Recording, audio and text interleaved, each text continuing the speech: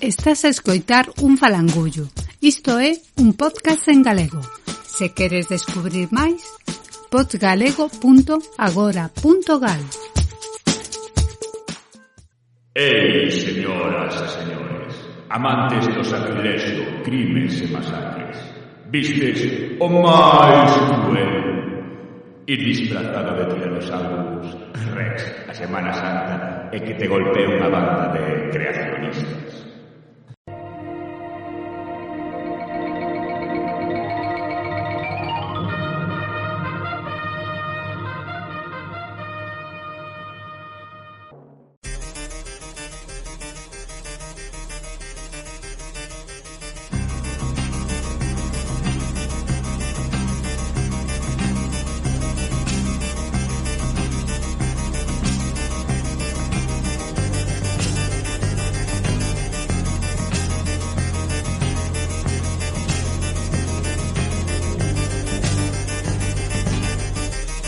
Bem-vindos, bem-vindas. Isto é a Mal de Olho.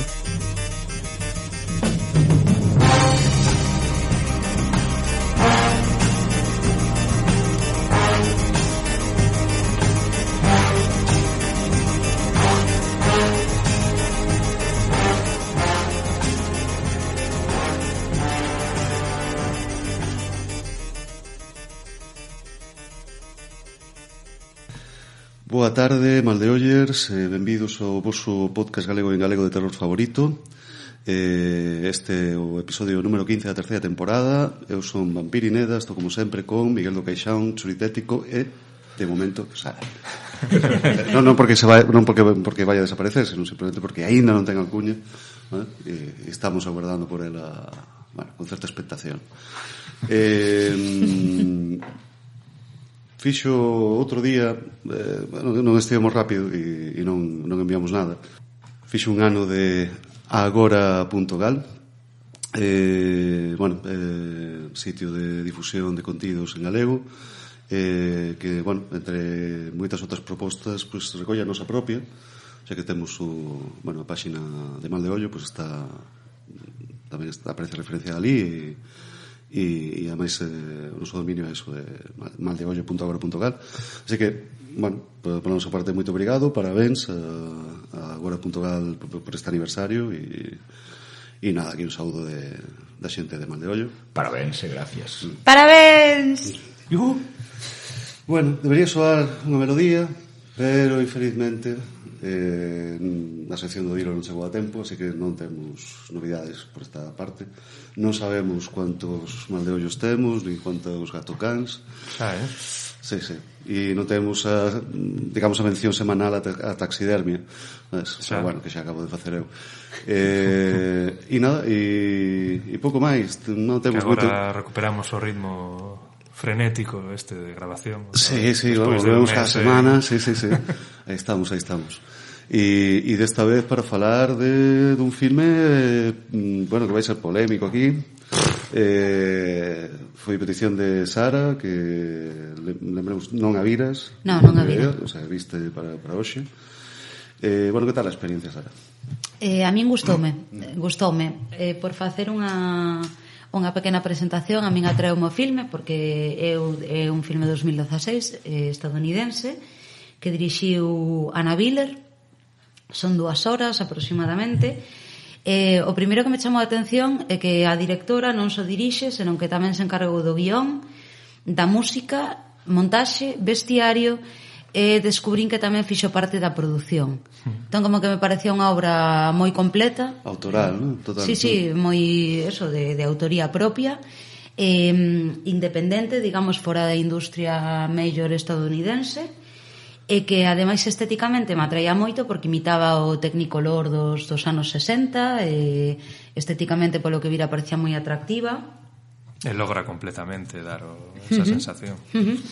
Ela mesma se define como unha cineasta feminista que traballa co female gaze e que tenta denunciar tamén a través das diferentes obras, porque ela ten curtas. Tivo un primeiro filme que se chama Viva, que tamén protagoniza, que son como as aventuras sexuais dunha ama de casa nos anos 70, que xoga tamén co exploitation, co Technicolor e tal, e que tamén tenta denunciar o machismo dentro da industria cinematográfica, que é sempre un tema pois que ten pulo. Das súas curtas, o que podo dicir é que pois hai, por exemplo, unha dunha adolescente que ten a capacidade de transformar aos homes en cans, e outra que é un western onde hai unha violación dun incubus.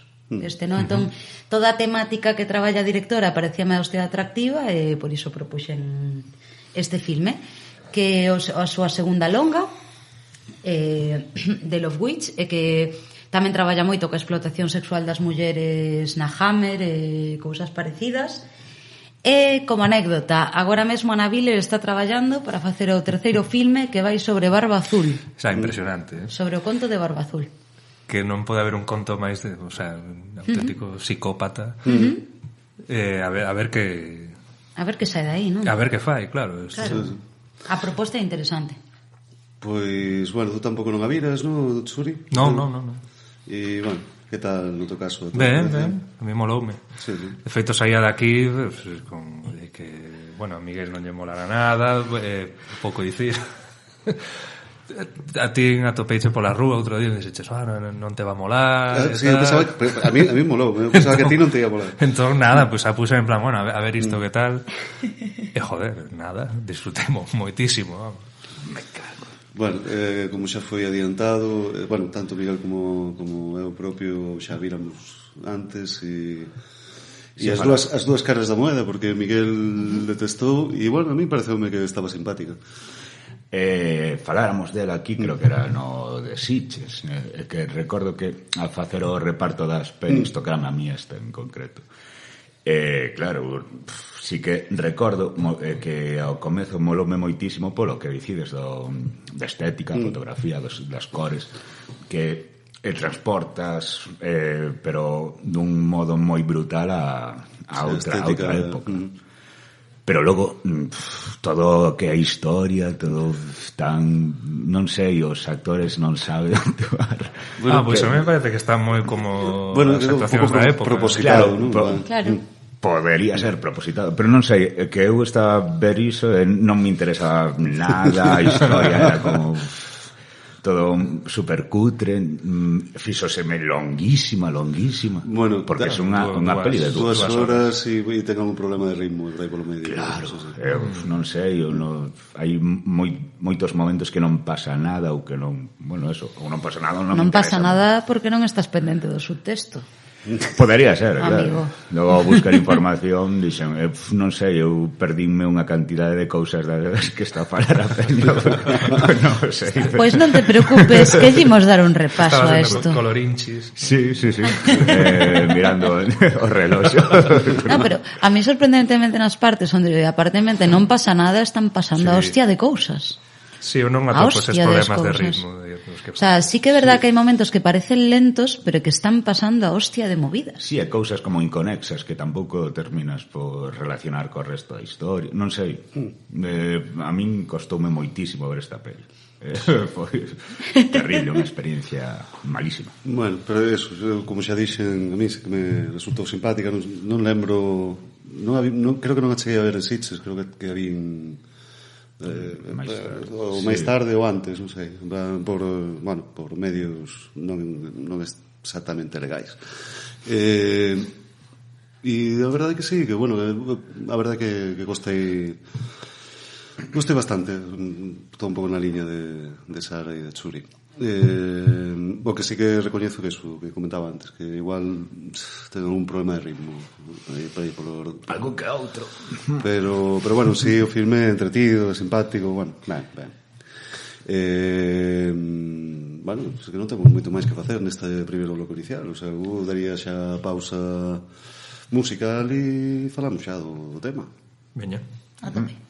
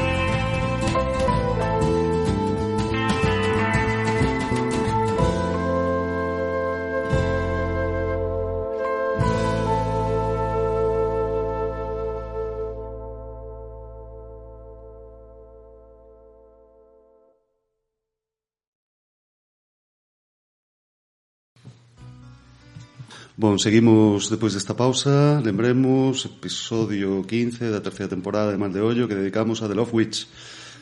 Non vamos facer o de quen é Ann Biller. Quen é? Non, vale. Non vamos facer. Porque xa foi máis ou menos introducida bueno, pues no primeiro bloco e seguramente sairán máis referencias a ela durante... Coleime na parte anterior. Como? Que me colei na parte anterior, falei demais. Bueno, como tampouco non díamos nada que falar no primeiro bloque, quedou ben. Entón, bueno, Sara, que foi quen pediu, solicitou o filme, ten toda unha extensa tese sobre o tal. E nada, bueno, pues si te parece, pues seguimos un pouco o teu esquema e vamos comentando un pouco de que vai el de los Wits e, bueno, as nosas impresións, ¿no? sobre o filme. O grimorio. Bueno, pois o filme abre cunha cabeceira arcaica de época, non? Dos 60, a cabeceira cinematográfica de colocación de peli e todas estas cousas. E logo atopamos a unha muller nun carro cunha voz en off, non? O que podería ser un thriller tamén dos 60, en plano frontal, cunha iluminación xa exagerada, non? Coa luz na cara dela moi sobrepasada, as cores vermellas, con planos detalles, recursos moi estratéxicos, non? Dunhas cartas do tarot, do collar, da maquillaxe, dos ollos dela, bueno, todo moi introductorio, non? Entón ela comeza a falar como dun amante ou dun paisano co que tiene unha relación. O seu marido, non? Incluso. Sí, nese momento non sabemos que o seu marido, e logo xa fala del como es marido, que fala como pobre Jerry, cuando él me dejó me dio un ataque de nervios, tal. Sen embargo, que vemos é un inserto, ¿no? en iluminación moi giallo, unha cosa moi exagerada, moi barroca e moi manierista, onde vemos a Jerry que lle dá un parraque bebendo dunha copa e palma e cae para o chan. Tamén seguindo o thriller dos 60, vemos como un coche da policía comeza a seguila, a para, e bueno, ela fai ese papel de muller desvalida, non? E din, la luz de atrás está rota, ai, señora agente, el macho le perdona la vida, ela lle sonrí completamente complacente, e cando consigue seguir, pois sigue coa mesma voz en off, non? Falando de que Jerry, bueno, la fragilidad dos homes, que si te impós, pois entran en crise, non? De como cando rompes a masculinidade esas persoaxes se caen, ela saca como conclusión pois que hai que ser astuta. Seguindo con esa secuencia, chegamos a unha vila coas casas todo en tonos moi pastel, o sea, ela como hai a nota discordante de cor, non? É unha vila de casas pequenas, todo en colores pastel, e ali se atopa con Trish, que é a que lle vai a lugar a casa. Hai un guiño ao lesbianismo, que era o melón que quería ver primeira tamén, porque Trish colle cando, claro, ela chega vestida de vermello, cos ollos perfectamente pintados, esa melena negra arrebatadora, é unha tipa cun corpo moi normativo, moi atractivo para o que é a industria cinematográfica, e Trish, que é unha tipa bastante máis apoucada, non? A mira e dice, fuá, é que eres guapísima. Sí. Bueno, no pienses mal, no pienses mal. Sí, ¿no? Certo, sí. E ela di, no pienso mal, non te preocupes. É o primeiro guiño ao lesbianismo e a persoaxe da femme fatal que acaba de irrumpir nesa vila tan tranquila. Logo a todo isto, bueno, sí. esta muller, protagonista é a actriz Samantha Robinson, ¿no? Que a quen probablemente lembren de outros filmes como Once Upon a Time in Hollywood, Cam salía tamén. En Cam, efectivamente. O sea que, bueno, xa unhas, sobre todo pola parte de Cam, e creo que tamén participou neste remake que fixeron de Prom Night. Bueno, pues que non é nova no xénero de terror, xa, a pesar de isto é terror. Sería unha boa pregunta. Para min é máis thriller que terror. Para mí non, sí. non ten unhas secuencias especialmente horrorosas, a violencia gráfica é moi medida, o sea, non hai é máis pero pode relacionarse por todo o tema da bruxería, pero sí, bueno, por a temática, porque recorda moito o tema que falábamos antes da Hammer, pero sí, terror como tal tampouco ten. Tamén se pode adecuar máis, incluso meténdonos nese xogo, non, do terror dos anos 60, non era tan explícito. Quero dicir, Psicose, que lle pegou unha hostia ao terror, é do anos 60. As pelis desa década, o terror duro entrou nos 70 máis ben, ou a finais dos 60. Entón, se estamos dentro dese xogo do terror light, dese terror contido, si nas 60 se podría encadrar no terror, pero vista a día de hoxe é máis thriller que terror, creo. Bueno, pues nada, estábamos que chega a casa con Trish Aí hai un guiño moi bo, pero isto igual é unha palla mental miña tamén, que, bueno, a que lle aluga, que claro, porque Trish está queixando pensando que a ela non lle vai gustar o piso, non? Porque está todo deseñado con decoracións de tarot, de cadros esotéricos, tal, que lle aluga a ela realmente Bárbara, que foi a que lle pediu a Trish que deseñara o piso. Eu, claro, ela fala de Bárbara, bruxería, que a coñecía previamente. Estamos facéndolle un guiño a Bárbara Steele. É posible. E a actriz, por certo, amiga do de Mal de Ollo agora tamén. Pues ten un certo parecido, máis con un parecido máis que razoable. Estamos lle facendo un guiño a Bárbara Steele, quizáis? Pues tal vez, sí. A máscara del demonio, todas estas cousas, quen sabe. Bueno, Jennifer Ingram, actriz en este caso. A tope con Jennifer. Un saúdo que seguramente nos estará ouvindo. Bueno, pues aí está, posible referencia a Bárbara Steele. É posible. Queda aberta aí. Entón, estamos neste thriller e de repente nos dan unha hostia así a man aberta e pum, estamos nun salón de té victoriano. Porque a outra quere comer algo e a outra lle di, ai, teño un sitio perfecto. E non é un bar de tapas, é un salón de té victoriano. Con unha señora tocando a arpa. Sí. Coa rubia angelical. Dedica toda recargada e como esas conversas tamén moi de nada. Bueno, falando dos homes, ¿no? E de como ela enfoca, ¿no? As relacións cos homes en contraste con como enfoca Trish, ¿no? Que para Trish en plan, bueno, esta muller moi arrastrada, sí, en plan, da aos homes todo o que queren e tal, en vez de ser unha señora con principios, non sei cuántos, ¿no? Sabedes o que acontece con esa secuencia para min? Que tamén ten unha lectura moi guapa, que hai dúas mulleres cunhas posicións vivenciais, digamos, diferentes, debatindo sobre o que é o amor e o que son as relacións amorosas, nun salón de té victoriano onde sempre os homes pensaron que nunca se falaba nada interesante. Non, quero dicir, onde el chick talk, no, digamos, do salón de té victoriano, de aí nunca se falou nada, o sea, as cousas interesantes de verdade falanse noutros espazos. Entón te sitúan ese salón de té victoriano para falar, porque esa conversa non deixa títere con cabeza. O sea, a mí me parece unha conversa que ten máis chicha que Dios, o sea, fala da obsesión de atopar o príncipe azul, que ela, claro, que ela o leva para a psicoloxía, non? Que é o que lle fai entender aos homes. Trish lle recalca pois o que dicías ti, non? Que é unha muller sumisa, senón que se cumplira todas as fantasías do marido, pois que como dicía, non, claro, non daría feito xa, non? Como que claro, a outra sería como a voz da razón, non? Da muller moderna, dicindo... De feito chega como acusada de que o patriarcado lle lavou o cerebro. Exacto, que di que lle lavou o cerebro e que hai de nosotras, que hai de nuestro placer, que hai de nuestras aspiraciones, non? E a outra é o contrapunto, pero bueno, ela di tamén unha cosa moi interesante a protagonista, que di que Jerry me dejó e morí, non? Como que esa ruptura de amor, non? Como que cando se supón que as mulleres nos deixan, pois xa non temos máis que facer, porque simplemente somos obxetos de desexo de complacer, pero logo reviví. E mentres o que vemos é a morte de él. Non, é unha leitura curiosa, non? Ese renacemento, ese fénix, non? De pos-relación.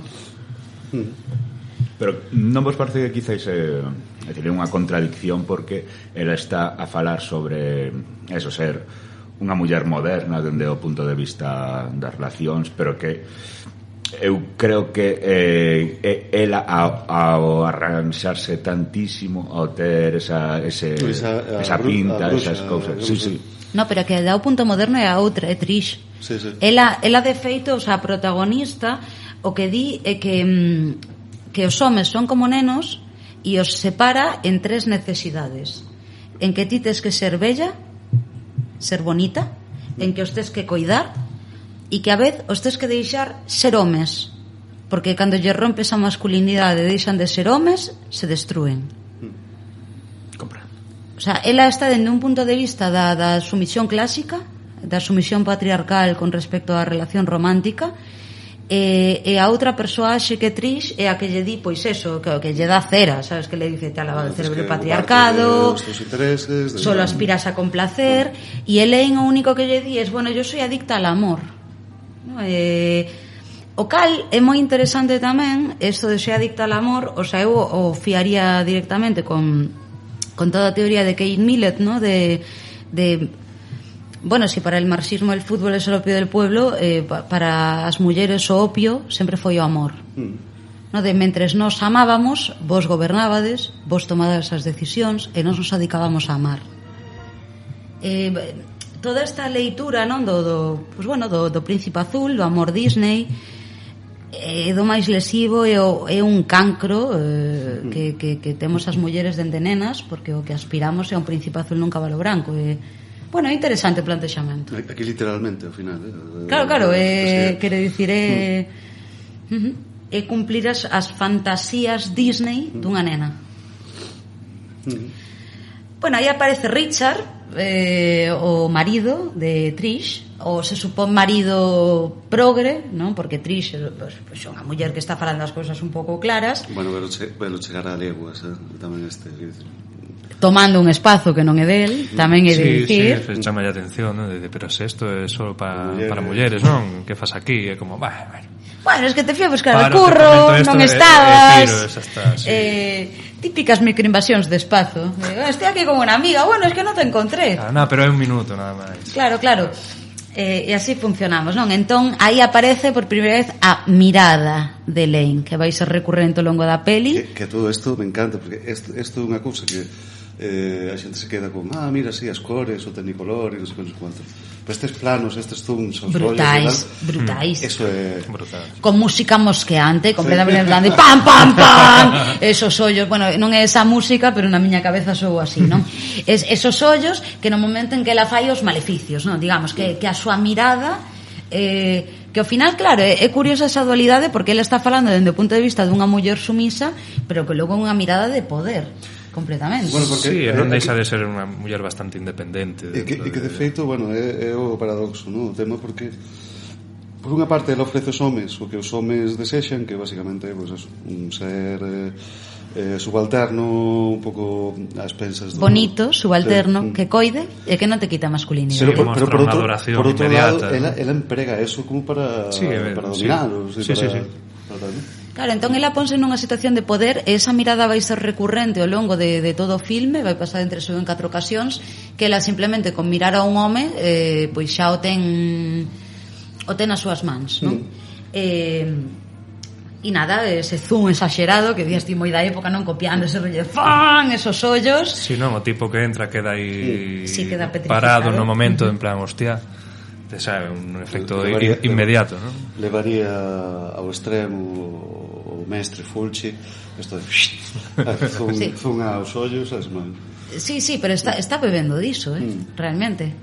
E de novo nos imos aos italianos, que, bueno, non é giallo, pero van saindo referencias. Porque un giallo non é un giallo. Falaremos máis adiante. Falaremos deste temazo. Bueno, logo nos imos a unha secuencia rápida, non, de montaxe un pouco tampouco me vou enredar nesto, elen pintando, en plan ensinando un corpo ultranormativo, volvemos ao mesmo, non? Ensinando a beleza corporal dela, facendo pócimas, muñecos vudú, libro de hechizos, en plan que quede claro que é unha bruxa. O típico da bruxería, non? Claro, que quede clarísimo que é unha bruxa, uns planos preciosistas, a hostia de barrocos. É super bonito todo, todo unha estética moi kitsch, moi non sei, as cores aí como moi pouco naturais, ¿no? E logo ese puntazo que ela se tumbe, se desnuda na alfombra do pentáculo. Outra referencia italiana aquí. Hostia, que por certo, a alfombra esa penso que a fixo tamén a directora, que lle levou 6 meses, tamén no tema da decoración e tal, todo o mobiliario que non podía conseguir e tal, o fabricaba ela. Este filme é artesanía. Sí, é artesanía a moitos niveis. Pues e nada, ela se tumba na alfombra e lle roga a unha diosa que lle dé ao amor, non? Vemos un plano cenital aí suplicante, con ela sollozando, en plan esa dor polo amor. Volvemos á referencia do amor romántico, non? Este rollo de que o amor doe, de que o amor é sufrimento, que ao final é unha convención tamén moi cristiana. Ti sufre agora que logo irá millor, non? Putos cristianos. Pues sí, bueno, para mí a todo esto pareceme que é un plano copiado un pouco de perché quello strano gocce di sangue sul corpo di Jennifer, vale?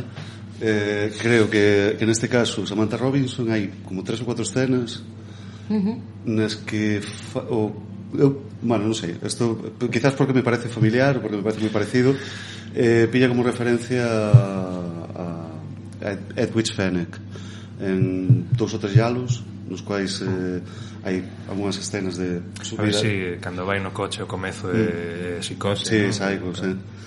Sí. Están aí todas as referencias. Sí, está, é que esta peli bebe esas referencias. O sea, é un punto quizáis o que pasa con Tarantino, non? Que ves as referencias, pero como están reactualizadas, non é un plaxio, senón que é unha homenaxe. Neste filme atopas todo o rato, o que pasa que dende unha leitura bastante diferente. E cheguei a unha que foi recoñecida pola propia directora, que xa direi cual é, pero que é unha pasada.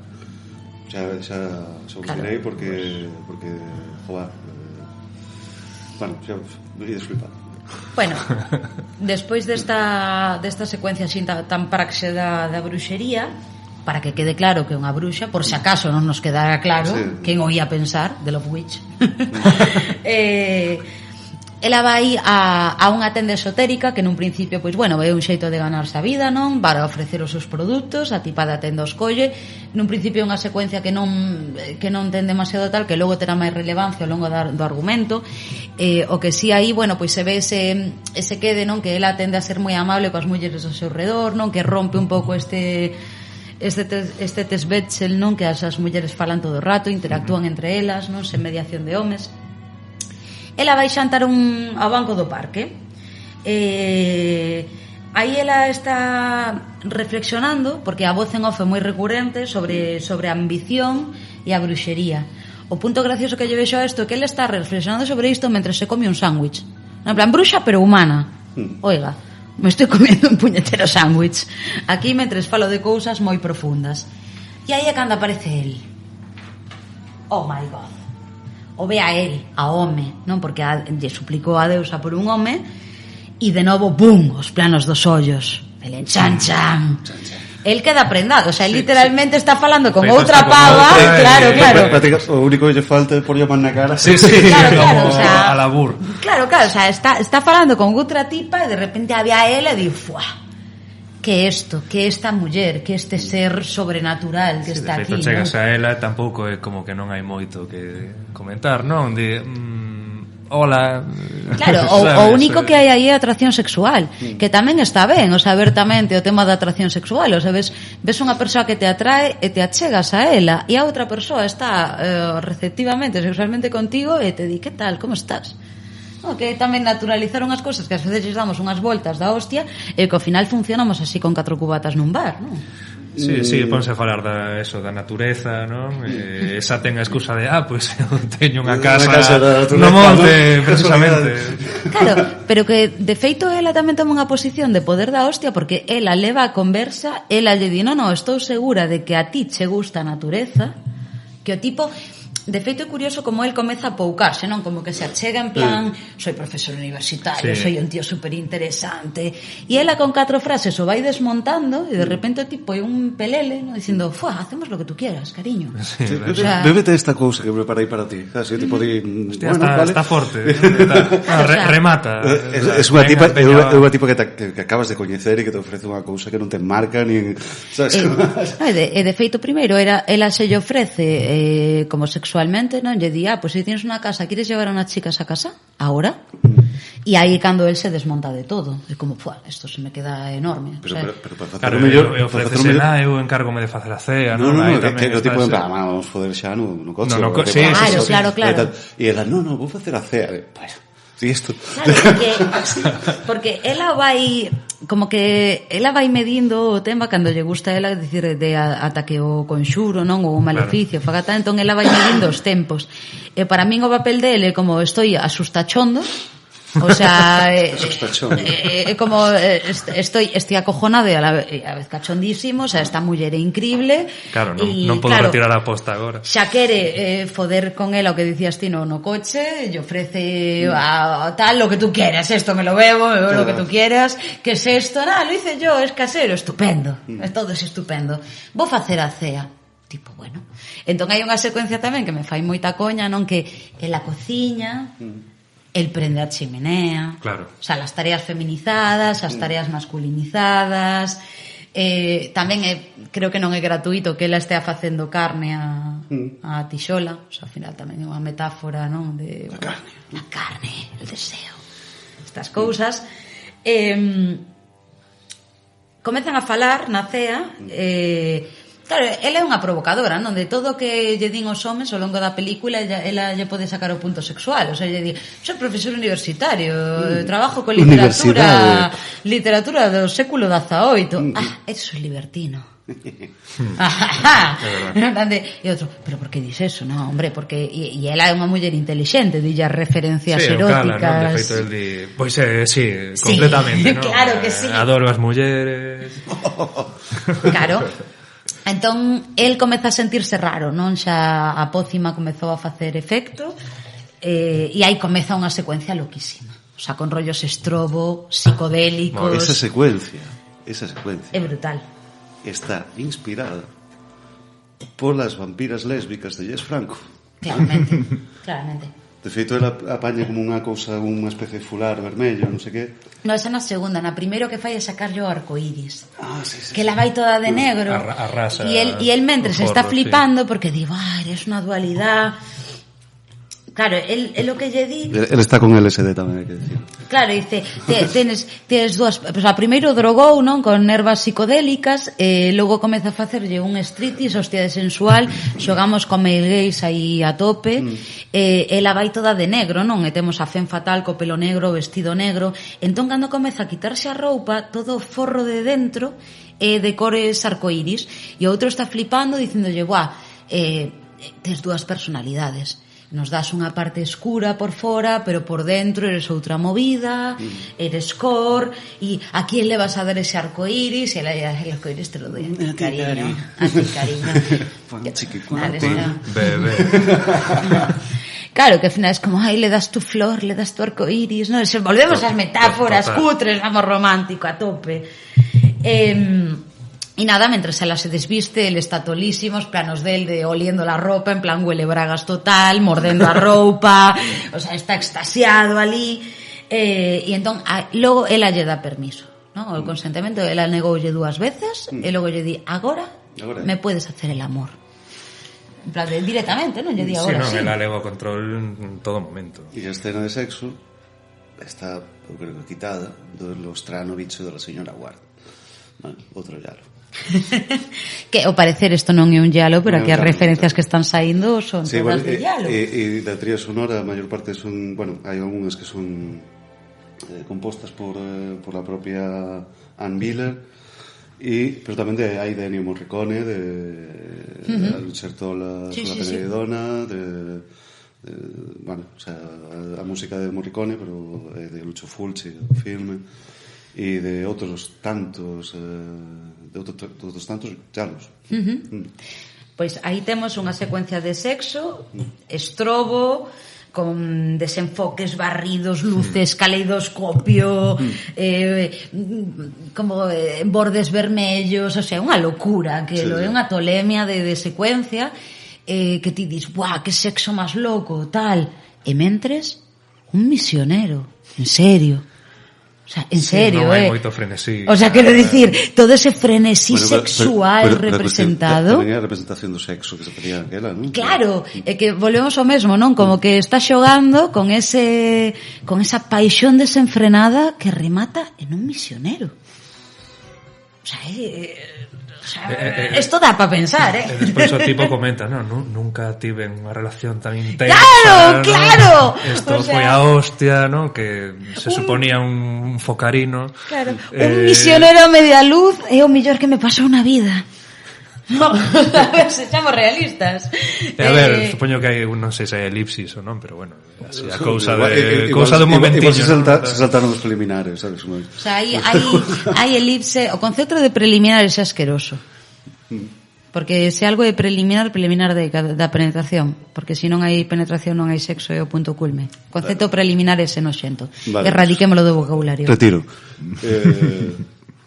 Bueno, es que ya me voy lineadura hoy, tío. Claro, da lugar porque estamos falando de un montón de cousas aquí.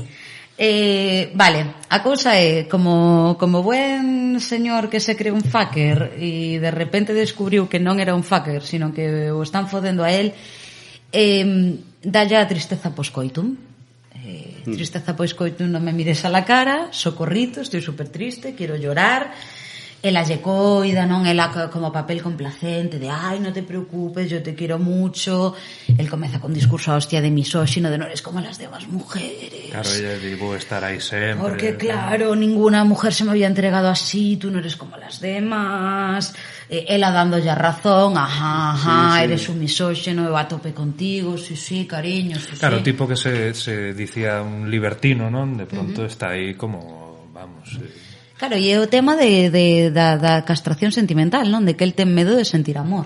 O sea, de que el namorouse loquísimamente dunha persoa e el de repente ten pánico de sentir amor. Está cojonadísimo, porque claro, ser un fucker está bien, pero de repente te pillas por alguén, inda que sexa a través dun conxuro, e, esto se me complica. Estáme rompendo o meu status patriarcal. Ese é un debate que poderemos ter ao final do filme, si isto é realmente un conxuro. Tamén. Porque creo que deixan aí como unha dúbida, non? Exacto, pero bueno, de entrada partamos da base de que supoñemos que isto é bruxería, non? Porque estamos nunha peli de bruxas e supón que isto tal. Logo hai un punto simpático, non? Mentres el chora e a chama dende a habitación, Elaine. Sí, ela pasa. El está ali fumando no salón. What a pussy. Claro, ella di, un pussy. En plan de... E ela ten un punto aí de revenge de cando eu estaba fodida ninguén me consolou a min. Por que vai andar yo consolando a este payaso? De feito, logo coméntalle, non? Tiven un pesadelo, estaba a soñar que chamaba por ti, e non aparecías e tal, e como, bueno, asume que claro. Iso foi así, realmente. Nos imos a mañá, e de día na casa, ela se levanta e deixa unha mancha de regla na saba, que todo mundo dice, bueno, ya ves que cosa, bueno, esto non existía, o sea, esto tardou en visibilizarse no cinema, creo que case 100 anos de cinema, por favor. E nada, vai ao baño, ponse un tampón, se coloca a súa peluca tupé, porque resulta que a femme fatal leva un postizo, estas cousas. Frío nos huevos. ¿Frío unos huevos? Frío unos huevos en la cocina, ela. Ah, vale. Sí. Y le lleva los huevos fritos a Gwen, que segue aí feito unha mierda, destrozado polo amor, del macho libertino al ¿me quieres? ¿No me dejes? ¿Tú me quieres? Derrumbóse rapidísimo. Sí, nada. Sí, o sea, tardou nada en caer todo ese castillo de naipes, entendo da masculinidade deste señor. Nada, ela ten un momento así como moi Eva, ¿no? De femme fatal pasa a Eva da creación, se desnuda cogiendo flores por aí, en un punto así moi onírico, nada, bueno, el morre, o sea, el morre de amor, literalmente, o sea, el lle deu un patatunchis, está frito na cama, e ela, pues bueno, falle un un funeral o seu xeito, que men ser coller mexo, un tampón, unhas servas que recolleu desnuda, queima a súa chaqueta ali e o enterra el dentro dunha carretilla, que é un punto simpático, non? Hai... Sí, a actitude dela é un pouco, bueno, que se vai facer? Non sei se é cando comenta que non sei se dá un porcentaxe ou non, que a maioría dos homes non sabe o que... sí, o que... Nunca viu na súa vida nin verá un tampón... usado, non? E tal. Sí. E de feito ten para mí, bueno, que escache coa risa despois, non? Cando atopan o tarro. Sí, que é isto? Que é isto? Nin puta idea. E ti te preguntas casi amablemente, falando tampón ou da botella da bruxa? É unha dúbida máis que razoable. Eu penso que falando tampón. Eu creo que falando tampón. Tal cual. Ela fai como unha alegoría da natureza, non? Está espida, collendo as plantas, dicindo sangrar é fermosos, procesos naturais, toda esta ocultación que hai dos procesos naturais femininos, pois bueno, pois non debería ser así, está bonito. E nada, pois pasa de nuevo de Eva virginal a bruxa, e mentre se leva na carretilla fala de, bueno, será que non é o primeiro nin o segundo que enterro, o sea, xa enterrei xente antes, enterro o tipo, prendelle o meu vestido do arcoíris, dice, te doi mi arcoíris, cariño, prende, e cambiamos de... E nos vamos a outro xogo. De repente estamos nun striptease burlesque, ali, nun pafeto de mala morte, con toda a xente do pobo xa falando do asasinato, que xa aparecer outro cadáver, que as bruxas estaban no pobo. Por fin coñecemos a Bárbara, que de novo que se parece un montón a Bárbara Stiles, a actriz, decir. Nada, volven a falar das masculinidades, porque é un continuo nesta peli, non? Falar da masculinidade, falan pois que os tipos non saben manexar emocións, que hai unha especie de racismo coas bruxas, que non é o cristianismo. A todo isto como que dan a entender que como que as bruxas, a xente que se dedica a bruxería e tal, como que son unha especie de minoría ali na vila, o sea, como son como, que sei, como xudeus ou como... Sí, como unha minoría representativa que o que dá pánico da bruxería, que no fondo pois históricamente é correcto, é o temor ao erotismo feminino, a esto de esa utilización. E logo aí teñen unha conversa bastante curiosa, porque hai un tipo que é bastante que como o xefe do aquelarre, que señor. E aí comezan a ter un discurso, non? Que o tipo está dicindo, claro, porque el erotismo non é incompatible con el feminismo, porque non sei que, le presenta as dúas xemelgas, a Estrella e a Luna, que son dúas rubias que están ali, el poder del baile sexual. Tamén falan do matrimonio como escravitude, é dicir que o matrimonio, dentro da teoría feminista está así tal, que o matrimonio final é unha escravitude de traballo remunerado de cuidados non pago, é un coto a sexualidade feminina, é dicir, ti cando te casas, pois tes que darlle o teu erotismo, a tua sexualidade a unha persoa para toda a tua vida.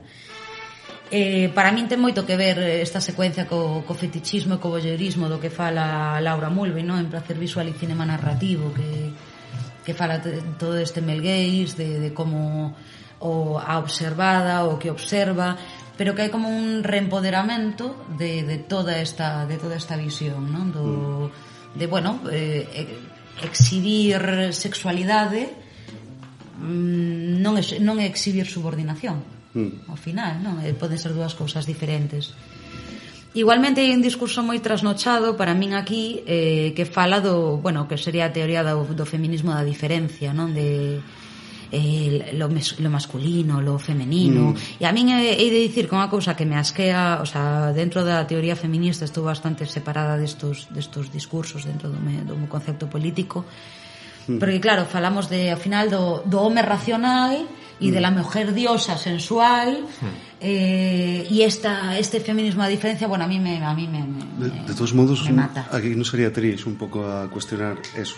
Claro, o que acontece que está como el señor jefe del aquelarre, non, expoñendo todo este feminismo da diferencia, e atrás, bueno, pues comiéndola aí la polla, non, en plan de, ai, sí, claro que sí, non sei que tal, e pareceme unha teoría que a día de hoxe pois quedou xa bastante trasnochada, é bastante superada, non? Hai teoría feminista actual, de feito cuestionando que é o feminino, que é o masculino, e que, bueno, ao final os roles de xénero son sociais, toda a teoría moderna, non? E todo o tema queer, de feito, está rompendo todas esas bases onde se estamentaba todo o feminismo da diferencia.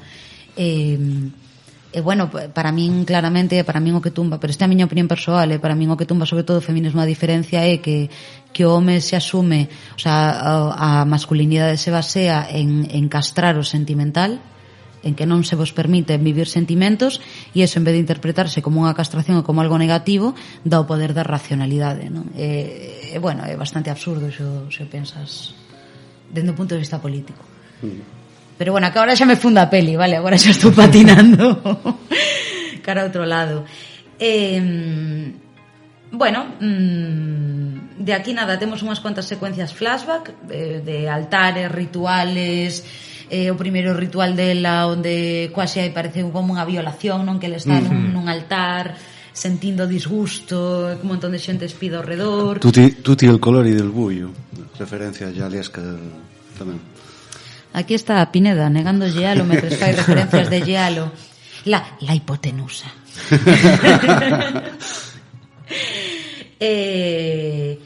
Despois tamén hai outra secuencia onde fala da violencia que sufriu ela.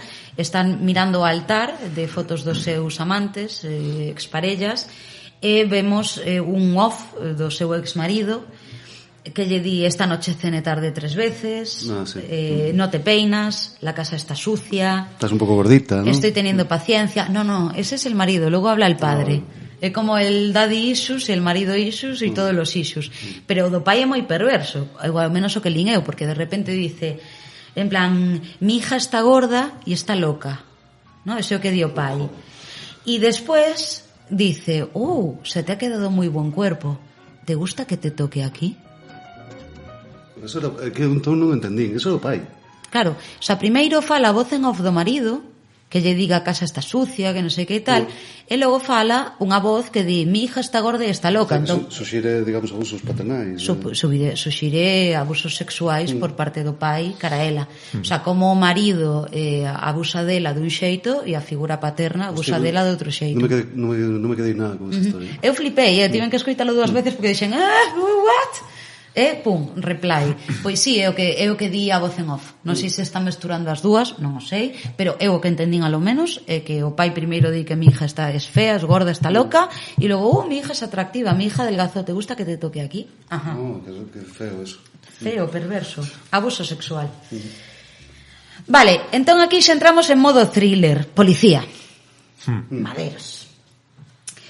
Volvemos a ter unha muller negra complaciente, en plan de, ay, te hice el café como a ti te gusta. Es bon en todas as cosas. Bueno, podes intentar comprobado, ¿no? Ja. Juan chiqui Juan. Bueno, aparece a rubia a la que Wayne le dio en plan de habla con mi mano, voy a hablar con la morena, que vaya a decir, oye, pues este tipo hai tempo que non está, os leva ata a cabaña do bosque. Dices, ¿dónde lleva a las chicas, tal? Bueno, aí onde atopan o cadáver e a botella en plan, what the hell is this? Puta idea, ¿no? Surprise, un tampón. Sí, aparte, bueno, non había intención de disimular o corpo. No, Había un bulto ali. En absoluto. No, pero que eu entendo que máis ben é un enterro totémico, sí, non? O sea, total. Non é o enterro dun saico. Non intenta ocultar nada. É un enterro bonito, de bueno, moriste de amor. Estiven contigo até o final. Claro, te entierro aquí, te follé, te moriste. Creo que podemos excavar aquí, que hai un montáculo con un par de ofrendas. Claro, con ofrendas en riba. Bueno, e despois desto Elaine xa está co marido de Trish, Juan chiqui Juan, porque xa lle botara ollo previamente. Trish fala con ela en plan de, ay, tal, pues me voy unos días y tu marido se va. Tampoco se corta un pelo a pava, o sea, y tu marido se queda. Sí, estupendo. Interesante. E aí temos outra secuencia loquísima. De todos modos, viese a kilómetros, Trish tampouco non é moi avispada, O teu marido non vai contigo. O sea, contrólate. A ver, hei de dicir que eu síntome moi identificada nese punto que a pasaxe de Tris. O sea, a ver, se eu teño unha relación que entendo de amizade con outra moza e me di, ai, te vas a un festival, sí, e vas con tu compa, e dices tú, pues no, vale, se queda, non sei, non teño este rollo obsesivo de por que te importa, lagarta, o sea, se unha amiga ou tal, joder, pues ti lle dis, pues se queda, ¿no? Bueno, pero como exageran todo esto coa actuación esta, sobre sí, actuación dos 60 ultrasexual. Sí, ese outro punto que acabas de dar, Ángelo, as actuacións, bueno, que tamén criticaba Miguel, non? Pero que eu asumo que as actuacións da época, non? A mí me pareceron geniais, a verdade. A mí me parece un método como todo demasiado. O que estáis a contar é moi interesante, pero contado por vos, porque a mí é que estou disfrutando máis esta conversa que infinitamente máis, a verdade.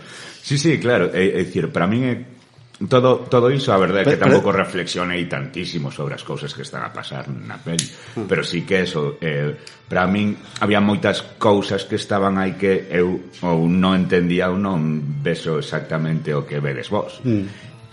Aparte eso, unha combinación entre cousas que como que se me escapan, actuacións terribles, non lle queda ben, é que eu creo que está fatal. Aquí era a entrevista que localizara de Ann Biller, ¿no? Que o filme foi criticado efectivamente porque acusaban a Biller de priorizar o estilo sobre a sustancia, ¿no? Sí, eu creo que é moi así. Bueno, pues a resposta de Biller é que neste caso o estilo é a sustancia, ¿no? O sea que o contido, ¿no? Brava. Que o contido é moi importante nos filmes, pero que ela pensa que o estilo directamente informa sobre o contido, ¿no? Que o estilo de Love Witch é parte do que ela intenta decir sobre o filme e sobre o personaxe. Esta sería a resposta. De feito, eu lín, polo que entendín, que parte do reparto non viu o filme ou se negou a ver o filme porque non había boas vibracións aí, pode ser que xa por isto que comentas. Eu penso que todo o tema de interpretacións, como está filmado e tal, é parte de ese exercicio estilístico de levarte aos 60, aínda que o filme non claramente te indica que está ambientado na actualidade, non? Feito, podes ver coches actuais, falan de probas de ADN. Sí, é moi curioso, non? Hai afroamericanos en posicións de... Correcto. É curioso, non? Que neses momentos no que, por exemplo, Tris saca un teléfono móvil, hai un shock mental de dicir, hostia, é que se me esquece que isto está na actualidade, tal. E aínda así, é un filme moi artesanal, non? Non me parece que peque de pretencioso. O sea, penso que está todo no nivel adecuado. Pasa que está moi medido, ata que non te gusta está medido, creo. Bueno, estábamos a falar dunha secuencia onde Len xa está co marido de Trish, que lle preguntou a ela directamente, te vas fuera, sí, tu marido se queda, sí, estupendo. E xa está con el, rematou de cear, está nun sofá, dalle unha copa vermella, outra exagerada, unha peceira total. El bebe e lle empeza a decir, bueno, cuáles son tus fantasías, non? Entón el lle empeza a contar e as fantasías son de manual, en plan de, a mí o que me gusta é volar porque estás viéndolo todo desde arriba y tienes el control de todo. Tener control de todo, patriarcation. O ser un gángster duro de las películas, o ser el vaquero en el oeste que hace duelos y luego va al burdel, claro. Todo así, ay sí, cariño, prostituta local, ay sí, cariño, sí, eu te entendo, tal. Ela volve a facer un striptease, no? Que volvemos a ter outra secuencia tolísima que esta que dicías das vampiras lésbicas de Jess Franco. Que en plan rollo Soledad Miranda total, con esta movida vermella, tal. Chámase boa. É unha boa de plumas. Pois eso. Sí, ela nada, estálle facendo un striptease e ela aí de mordéndoa, extasiado, a colla, o sea, tenta devorala, e o tipo está fora de sí, e entón lle empeza a preguntar: ¿quién eres? ¿Qué me haces? E ela di unha cousa moi brutal, que soy de Love Witch, soy tu fantasía definitiva. Chuclum. Chuclum. E non minte. Non minte, efectivamente. É a Final Fantasy. Bueno, nada, logo temos unhas cantas secuencias aquí de Reche onde non me vou parar moito. O policía, o madero de mierda, vai falar co profesor King e a ensinarlle a botella da bruxa, que é un experto erudito que lle fala de bruxería blanca e bruxería negra. En plan de quién es este señor. Curioso, non? Das bruxas sempre teorizan señores falando. Logo hai outro ritual. Perdón, porque sí. O policía é o do comezo do filme, non? Que cando volvemos a él está no ascender. Penso que sí, está non me quedara dicindo cando aparece de novo, está no ascendendo, están lle dando enhoraboa por ascender e tal. Non me quedara con iso, non sabía que era o mesmo. Bueno, pues el madero de mierda. Por eso hai un momento que tiene a sensación de que nos vimos antes. Claro. Aí está o tema, vale. Sí. Que era tamén lle di, efectivamente. Bueno, logo temos outro ritual onde fan aí, reina de las brujas, tal, non sei que é genial, porque están todos bailando en pelotas, tal, e de repente planos de galletitas e ponche. Sí. Fiestuki. Fiestuki de bruxas. Non todo vai ser ritual. O xefe do aquelarre tocalle unha teta, moi turbio eso, turbísimo. Ela non quere que a toque, lle dice: déjame, tío, payaso. Se ve que o típico aproveitado, o típico que montou unha secta, ¿no? Claro. Sí. Nada, pregúntalle Bárbara a súa amiga, non? Ela di: nada, del casado ya pasé. Era mesmo o Denis dicindo: parecía unha mujer llorando, ¿no? Esta leitura da feminidade como debilidade, cando é curioso, non? Porque elas traballan coa feminidade como poder, sen embargo non para de facer referencias á feminidade como debilidade, que la busca un home de verdad.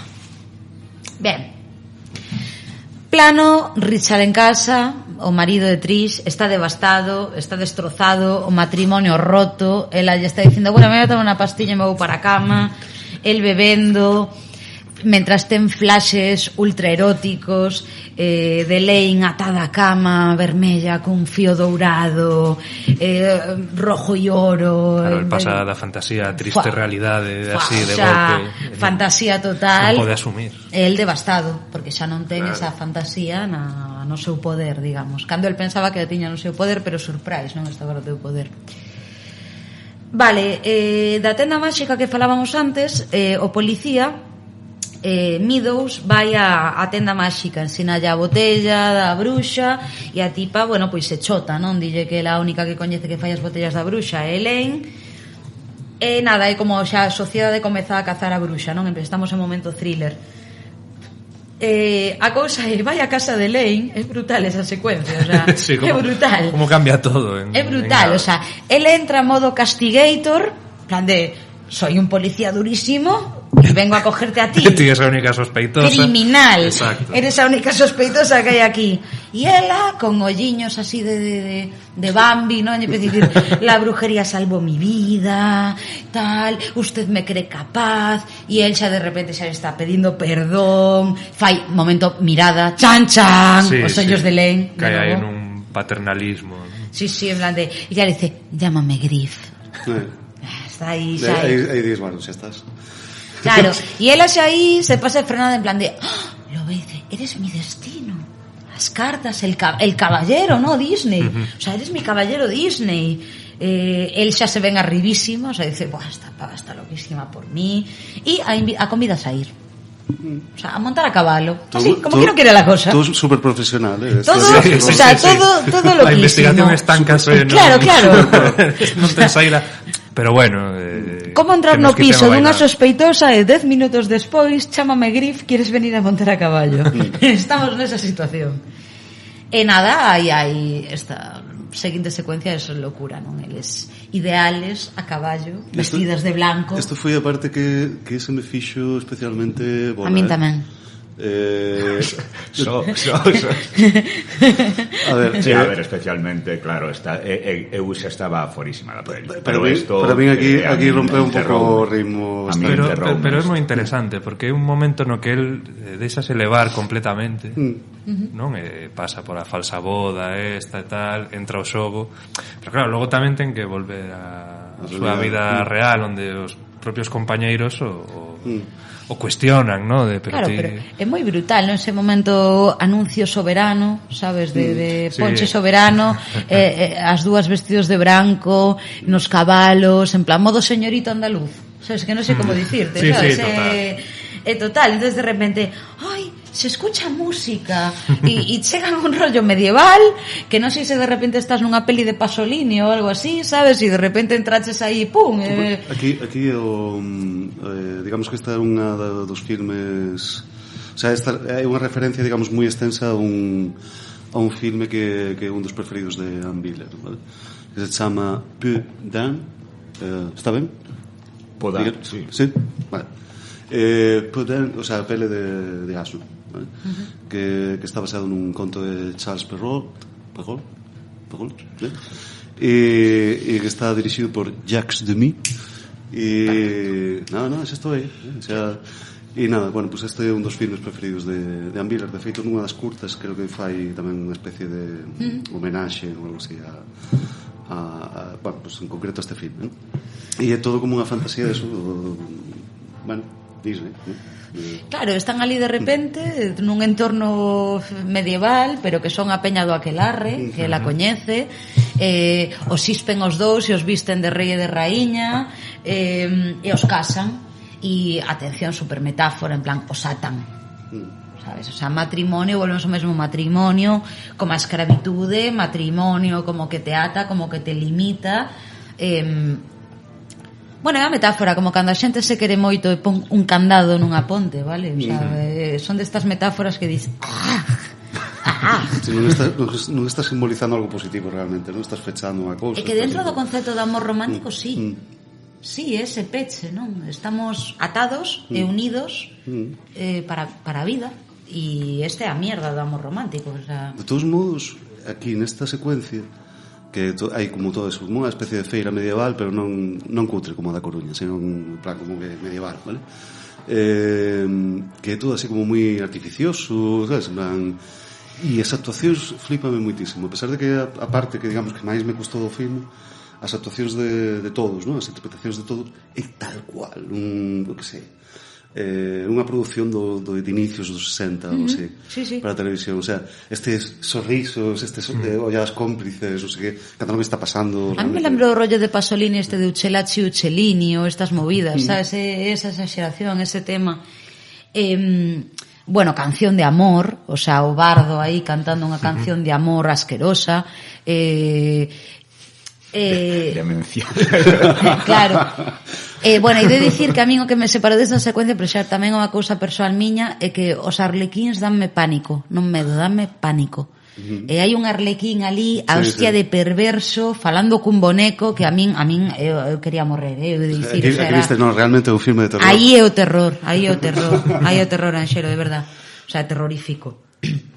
E a única parte, o sea, a parte que máis me interesou desta secuencia é que no banquete posboda volvemos ás voces en off e temos as voces en off dela e del contrapostas. Entón, ela está falando de el amor, cuando lo sientes, son fuegos artificiales, tal, cuanto más lo conoces, más te atrae, más te gusta. E logo está a voz en off del, que un puto misóxino, o sea, que está dicindo, canto máis a conoces, menos te atrae. Porque menos fantasía é e máis defectos lle ves. Sí, tens que convivir cos defectos. Claro, o sea, como que vais un pouco. De feito afirma que ningunha muller pode satisfacer o ideal masculino cando te descoidas te afogas en estróxeno. Brutal. É o que di o Pavo, o sea, o Pavo ten un discurso abertamente misóxino, é así, como case todas as persoas masculinas deste filme. Sí, toda unha sentencia. Bueno, nada, volvemos á comisaría, que é o que falaba Churi da volta á realidade, non? Do policía, a volta á vida real. Connie, a policía negra de tengo el café como a ti te gusta, cariño, o convida a cear, el dille que non, surprise, non se quere pillar, pero lle di que non a outra. Bueno, non se quere pillar, pero el se foi transformado, É algo máis cortante que a primeira, no primeiro encontro. E logo ten unha conversa co seu compañeiro que a mí me parece a hostia tamén de graciosa, é unha representación de masculinidade frágil, ¿no? En plan de, vamos a investigar a sospeitosa. No. Pero todos los indicios din que no. Pero, tío, no. Claro. Eso dis porque estás enamorado. Que estou enamorado, puñetazo. Hostiaco, sí. Puñetazo. O sea, como solucionamos as cousas dentro da masculinidade tóxica? Puñetazo. You cross the line. Efectivamente. Dixetes que estou enamorado? Puñetazo. Golpe de remo. O sea, puñetazo a parede ou un amigo, podes escoller, neste caso, o compañeiro de traballo. Bueno, que encaixa maravillosamente, que dai non di máis. Sí, bueno, o puñetazo tampouco non foi moi real. Volvemos ás actuacións estas. Moi do rollo. Claro, despois, bueno, Trish echa mierda, no? Richard descubre a Richard morto na bañeira. Sí, en plan, bueno, falábamos off the record de que lembraba unha obra pictórica e tal, e é o suicidio de Marat, a morte de Marat. Sí, a morte de Marat. Sí, de Jacques-Louis David, ¿no? Jacques-Louis David. Pois parece bastante, o sea, quero dicir, tanto a colocación do sangue como a man por fora, tal. Tamén hai de dicir que esta obra pictórica foi tan famosa no seu momento, segue estando no imaginario colectivo tanto que moitos suicidios en bañeira do cinema teñan relación con, o do Padrino, ¿no? Hai un montón deles, un montón deles. Se te pos a pensar, hai traballos moi extensos sobre suicidios en bañeiras relacionados con... E reproducen, digamos, ¿no? Sí, porque quedou no imaginario colectivo, non? Cando nos imaginamos un suicidio nunha bañeira, cando realmente non soen ser así, porque... Claro, tú queres que a agua te... ¿no? O sea, claro, cando supónse que cando ti te cortas as veas, querelas ter dentro da auga quente porque elimina a dor. O sea, quitar unha man por fora implica dor.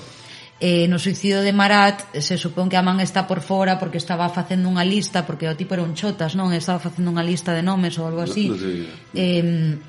Que a simboloxía do cadro, entón por iso ten a man por fora, pero cando se ti te vas suicidar nunha bañeira posiblemente teñas as dúas mans dentro.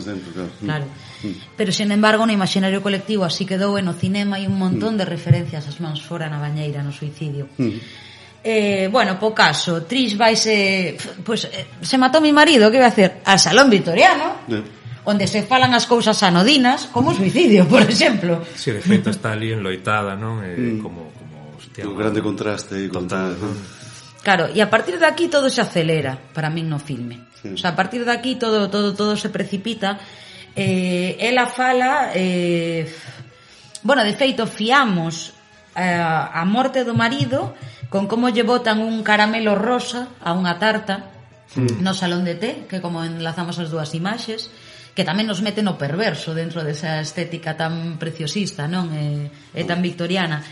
E volven a falar o mesmo, non? É como a conversa do comezo, pero reactualizada. O sea, Trish xéntese culpable por non cumplir as fantasías do seu marido, por non satisfacer as necesidades do seu home, que tamén eu digo, satisfacer as necesidades de tu hombre para que non se mate.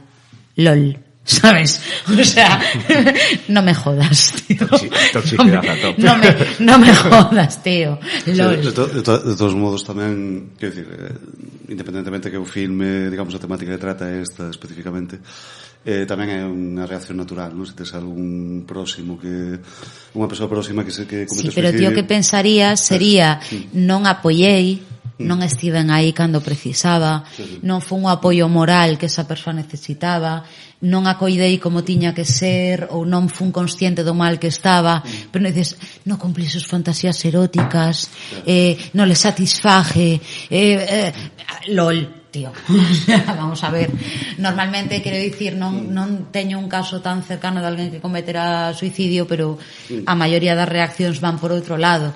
Non é por cumplir fantasías, sino é por non ser un apoio moral ou por non estar consciente do mal non que ver a estaba esa importancia persoa. Claro.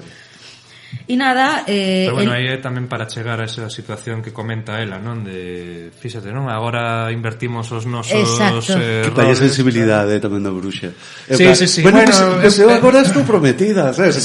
Ela vai a súa movida, ela é unha adicta ao amor.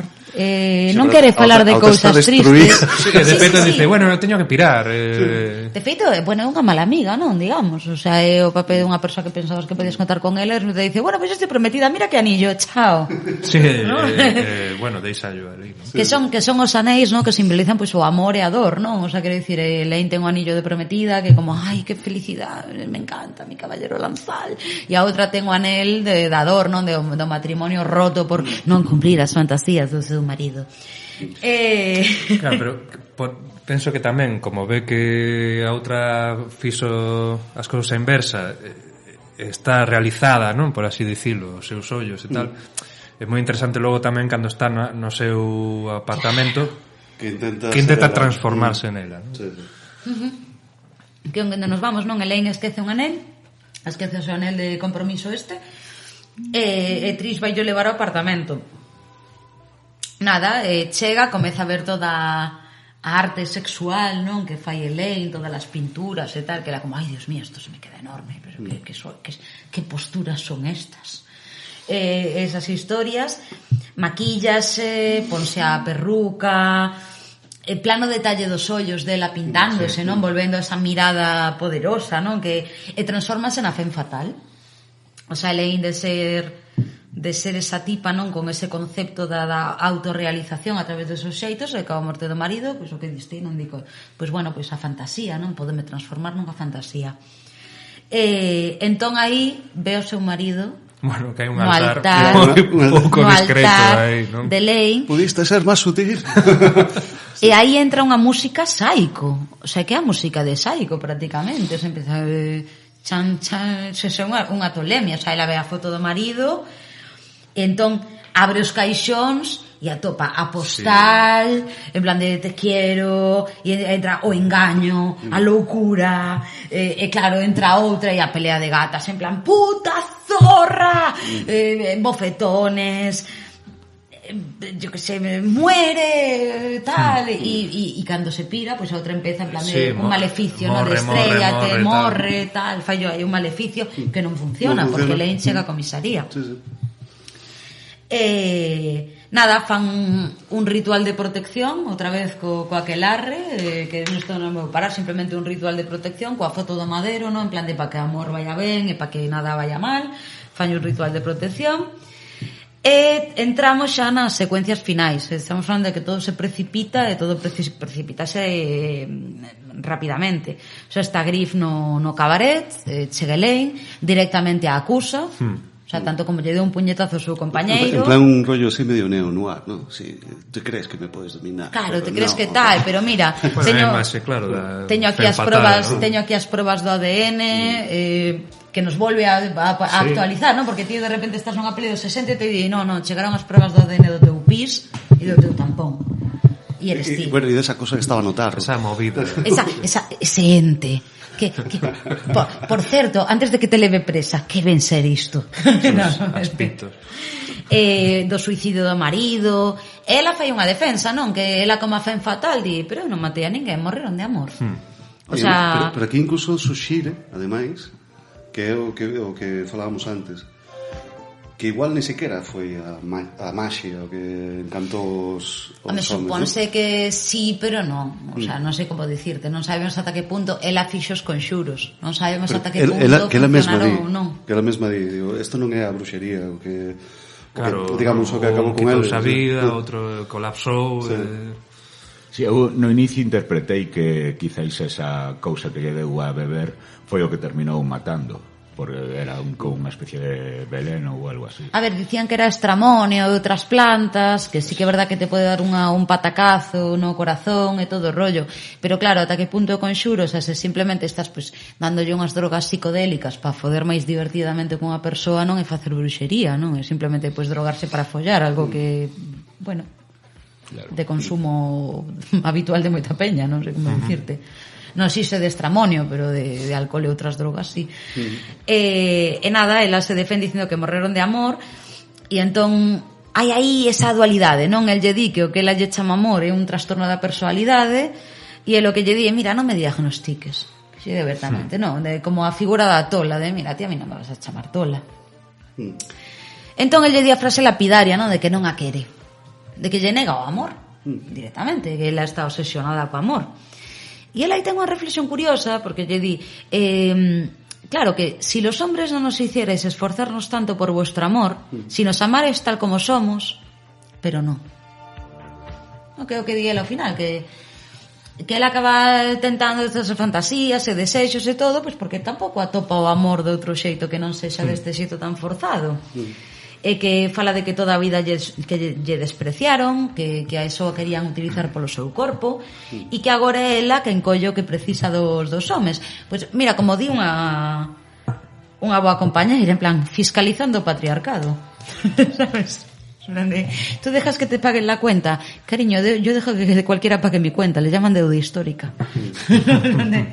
No, a ver, máis alá de polémicas ou de tal, que hai xeitos de entender todo isto, non?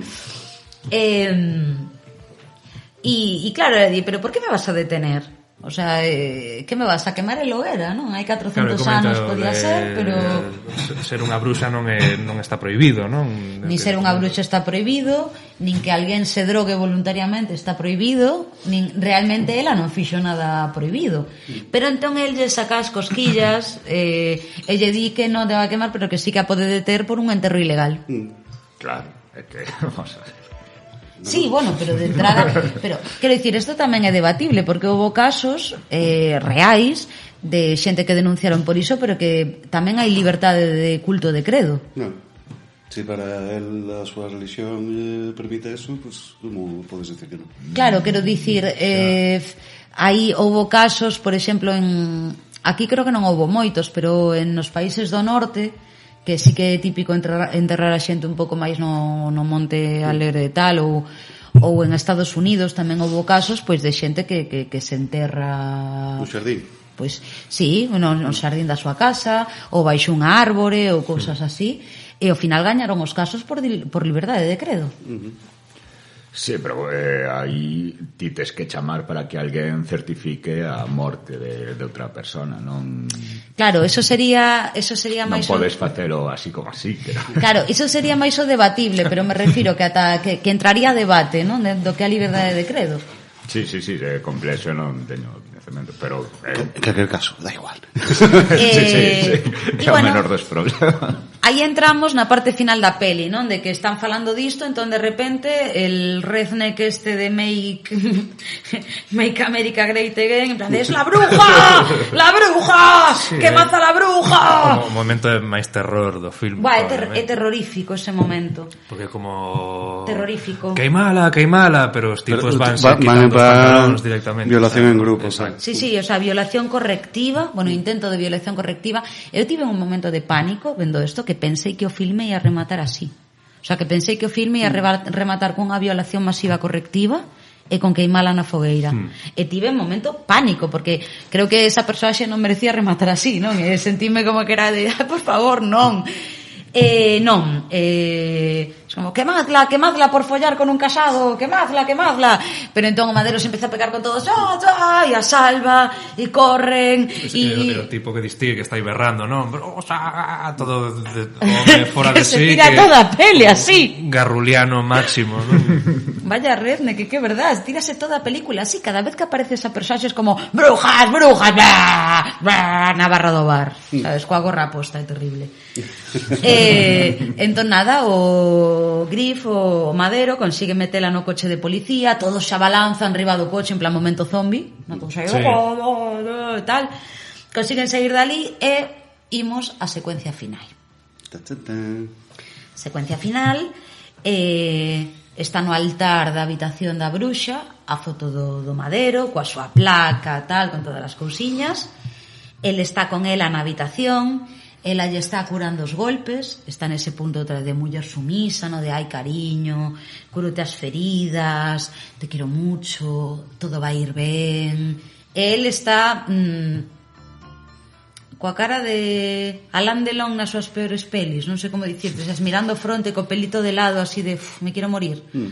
coa cara medio golpexada e tal. El xa como que se deixa levar, non? Ves que se deixa levar e tal. Ela dalle a copa, onde supoñemos que o vai embruxar de novo, pero el tira a copa. Tira a copa ao chan, nun último revulsivo de que non, e apuñala coa mirada, non? E en vez de mirala con amor, a mira con odio, e ela directamente non o pode nin mirar, ata pon as mans diante, non? De porque non aguanta esa mirada, o sea, porque ela é un amante, non? Ela vive do amor, e de repente que a miren con odio é como pues bueno, como se apuñalaran, rompe o corazón. E entón ela comeza a ter outro flashback, como moitos na peli, non? Onde van pasando todos os homes que a dixeron que a querían. El se tumba, ela o apuñala no corazón, colle unha daga o apuñala no corazón, porque non pode ter, que volvemos o mesmo, non? É crítica do amor romántico, o sea, se non eres meu, pois non vas a ser de ninguén. O apuñala tres veces, non? Como a carta do tarot, que le va aparecendo todo o rato. Claro, porque ela ao final co cuadro que lle quita o corazón. Que ela ao final entende que o que lle estaban dicindo as cartas non é que fora o seu caballero, non? Sino que iba a ser un tipo que iba a parecer o seu caballero, pero que ao final lle ia ter que meter 3 puñaladas no corazón. E ela sonríe de éxtase, non? Está como xa de, guau, xa está. O amor foi realizado, digamos. Claro, ela está mentres fantaseando, non? Con el, co príncipe, o cabalo branco, a súa boda, Disney e toda a puta merda coa que nos lavan a cabeza as nenas dende pequenas. Falta un momento así sen apenas son, claro. Sen música, está moi guai. É a fantasía final, non? En plan, tanto como ela a fantasía final de outras, esa é a súa fantasía final, de ser amada polo príncipe azul. O amor romántico apesta. Bueno, entón, dito isto, Miguel, xa gostas do filme? Non gosto moito de vos falando sobre o filme. Esta banda de charlatán. Pero non, de dicir, sí que agora teño curiosidade por quizáis volver a darlle unha visual e ver todas esas cousas que seguro que chegas agora a casa e pos o filme. Subtexto, surprise.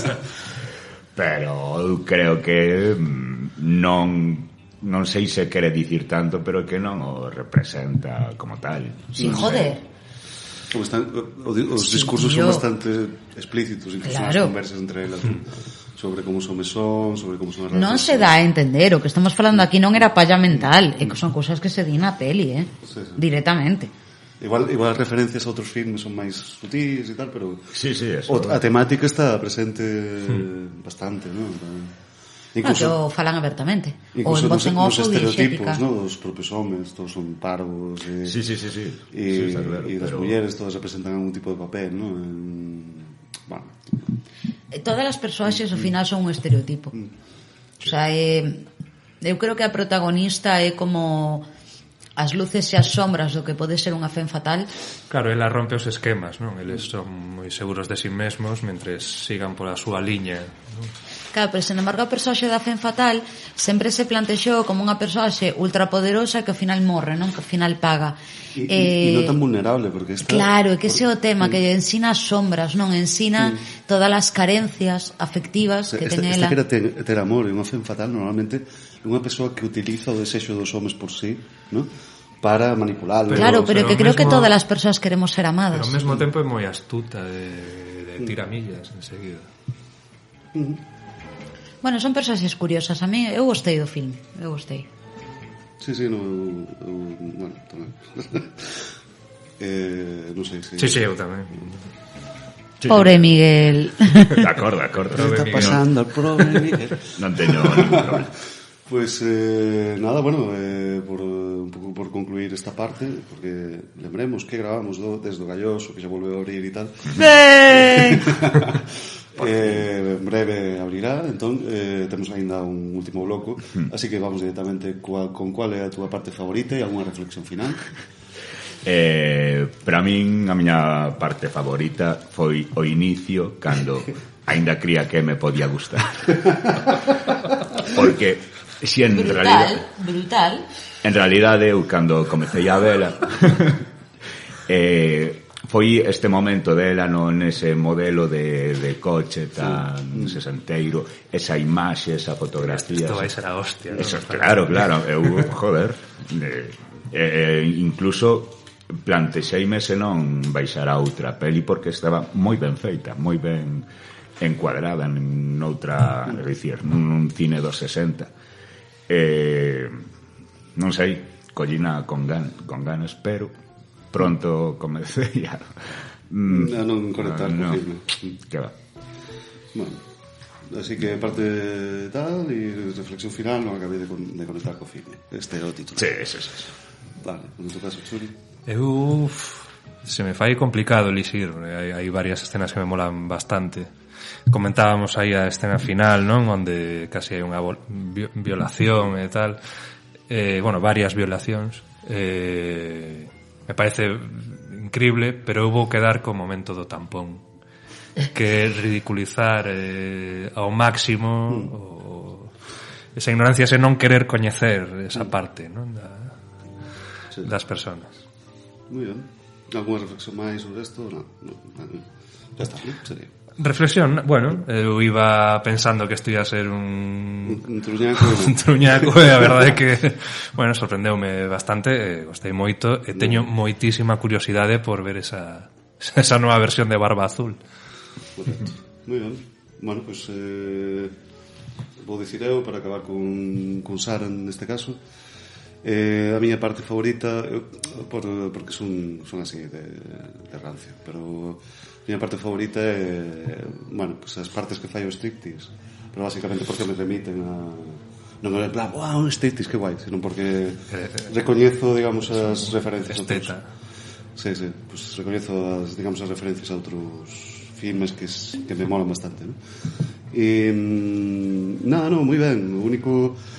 A única contra que podría ter é, bueno, algún problema de ritmo e tal, pero de resto é un filme bastante disfrutable e incluso estas cousas que, bueno, as actuacións estas exageradas e tal, creo que tamén entran dentro da lógica do que sería un filme exploitation da altura, entón, pues claro, tampouco non son incómodas, non? Son algo que ves así como... Sí, para mí van acorde coa estética. Eu a miña parte favorita é a primeira secuencia amorosa, non? A parte do striptease co profesor universitario, porque pareceme unha locura de recursos cinematográficos, unha tolemia, unha amalgama, un pastiche brutal de todo a vez, que funciona ben, pero esa secuencia adoroa en contraposición con ela fumando no sofá mentres el berra por ela, ¿no? O sea, é brutal ese xogo. O sea, non me quedaría só con esa secuencia, sino con esa en contraposición co que acontece despois. A primeira porque estilísticamente é brutal, e a segunda porque é abofetada en referencia ao anterior. Despois desta peli, o que pasa é que pensaba que ia ser un proselitismo feminista máis parco, máis de persoaxes máis perfectas, non? E sen embargo atopeime con persoaxes moi complexas, con moito subtexto, con moitas luces e sombras, e ao final que son arquetipos, pero non son arquetipos, porque teñen moito volume as persoaxes. Creo que iso foi o que máis me gustou. Creo que é desfrutable o filme. Sí, está moi ben ese rollo, non? De que hai unha parte das mulleres que non interesan aos homens, directamente. Bueno, que creo que tamén se fala de diferentes teorías feministas ao longo do filme. Bueno, creo que teóricamente é unha peli complexa. As perspectivas son unha peli complexa. Agora, tamén digo que quero dicir, se o ve un filme que o ve unha persoa, pois que todo isto lle interesa unha mierda, non? Ou que non ten ningún tipo de concepto previo, pois que igual se non rascas máis aló da pátina do que o filme e da estética, podeche resultar simple. Mais non creo que sexa un filme simple para nada. Ao revés, creo que ten moito que ofrecer detrás. Bueno, Pois nada, bueno, isto foi así un pouco o repaso que dimos a The Love Witch. Como sempre vamos facer unha breve pausa comercial e volvemos co terceiro e bloque final, digamos, do programa. EA Sports. It's in the game.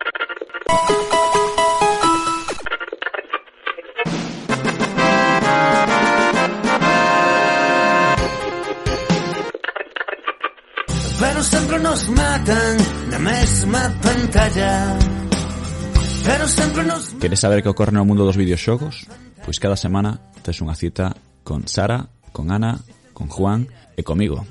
Somos a Gruta de Guizamaluque e prometemos que nunca imos fuxir a Andorra. Príncipes azules e falan dunha flor que perfora caparazos.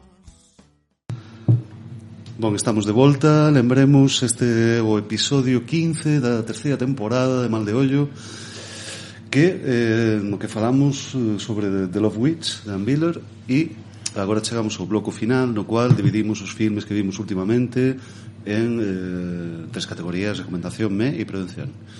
Entón comezamos como sempre por ti, Miguel do Caixán. Pois eu hoxe, nesta primeira, en vez de recomendar un filme, vou recomendar un artista gráfico chamado Berg Vogtre. Hai pouca información sobre el, sobre a súa vida, é como un tipo misterioso, pero fai unhas pinturas moi sinistras. É todo, sempre utiliza o negro e degradados do negro para facer estas cousas que poden recordar a, bueno, tipo cosas como Edgar Allan Poe, Lovecraft, Goya nas pinturas negras. Está baseado en eso, en pesadelos, reflicte escenas ou cruéis ou que poden crear desasosiego, poden ser cousas... Hai algunhas que teñen unha estética así de radiografía, non? Sí, como de transparencias así no propio corpo. Espectacular, eu descubrí no fai pouco e non podía deixar pasar a oportunidade de comentar o Berg Vogtre. Escribes un pouco raro, pero por favor, botadelle un ollo. Moi ben, pois isto claramente unha recomendación. Recommendation. Sí, non hai tal, vale, pois Berg Vogtre, non? Sí. Vale. Pois vamos contigo, Tritético. Vale, pois eu vou falar dun filme de 2017, The Florida Project. Está dirixida por Sim Baker. Bueno, narra a historia de Moni, que vive coa súa nai, que é así moi nova tamén, 22 anos ten, e viven nun motel a sombra Florida, a sombra de Disney World, non? Digamos que o filme narra un pouco o impacto da crise económica, non? E como teñen que facer moitas das personaxes que viven nese motel para sair adiante, non? En gran parte está enfocada o punto de vista dos ollos dos nenos do motel, baixo a supervisión do encargado do hotel, que é Willem Dafoe, que fai, bueno, deses papéis que molan moitísimo, non? Que fique enamorado do seu personaxe. E claro, bueno, a vida é moi complicada e pasan cousas. Bueno, non quero revelar moito máis, non? Parece un filme que ambientado nun sitio tan pequeniño, non? Consiguen sacar moitas... tan pequeniño e tan feo, non? Porque realmente horrible toda esa sensación de que están rodeados de grandes almacéns con regalos de Disney e tal, sí. Bueno, é un filme que consigue sacar fermosura dun pozo horrible. Bueno, super recomendación. Ben, pois Florida Project, recomendación. Bueno, eu estive facendo onte unha tolemia que foi facer un ciclo de curtas de terror. Bueno, a curtometraxe é un tipo de cinema moi non denostado, pero sí que se mal considera menor. Son unha firme defensora das curtametraxes. Creo que é moi complexo narrar unha historia en tan poucos minutos. E trai un par delas na manga. Grande cafeína, por certo. Sí, do fe tamén aí. Exageraos. Xa vos pasarei a Guerra dos Grelos, que foi a primeira que fixemos. Milleiros de indianos non poden estar equivocados. Vaya. Bueno, traio un par delas na manga, que son dúas curtas que teñan algo en común, non? Que son curtas que están narradas nun só espazo opresivo, moi sinxelas a nivel de realización. E claro, é moi o que comentas, é moi complexo contar unha historia en poucos minutos, pero ademais contar unha historia de terror nun só espazo en tan poucos minutos pareceme unha proposta complexa. Entón, a primeira é Cubícul, da directora Chloe Weeks, que se estreou no ano 2019 e dura só 4 minutos. Entón non quero facer spoiler. A curta comeza con unha muller que, por certo, parecese moito a protagonista de Fleabag, dese estilo, tal, que entra nun cubículo dun baño público, bueno, dun baño dun restaurante, non sabemos moi ben, entendo que é un baño público. Entra nun cubículo dun baño público, faise un test de embarazo, salle positivo, e comeza a escoitar no cubículo do lado a dúas persoas que pensan que están fodendo, non? E de repente ese sexo transfórmase nun asasinato que ele escoita dende o baño do lado. E ata aí podo ler. Son 4 minutos. Recomendación. Ok. Recomendación currículo. Vale. Correcto, pues todo fica aí. A recomendación. Vamos pleno de momento, todo recomendación. Sí. Unha maravilla. E no caso tamén vai ser. Vou falar de Espírito Sagrado. Filme español de 2021. Dura 97 minutos, está dirixido e escrito por Chema García Ibarra. Non teño para falar tampouco, non sei, vou mirar a ver se ten algunha cousa máis. Se ten curtas, vale? Curtas a saco, sí, curtas. Nada, bueno, pues os actores, bueno, vou decir o nome por facer xustiza, pero realmente non son actores profesionais. Nacho Fernández, Jun Arques, Joana Valverde e Rocío Ibáñez, non? É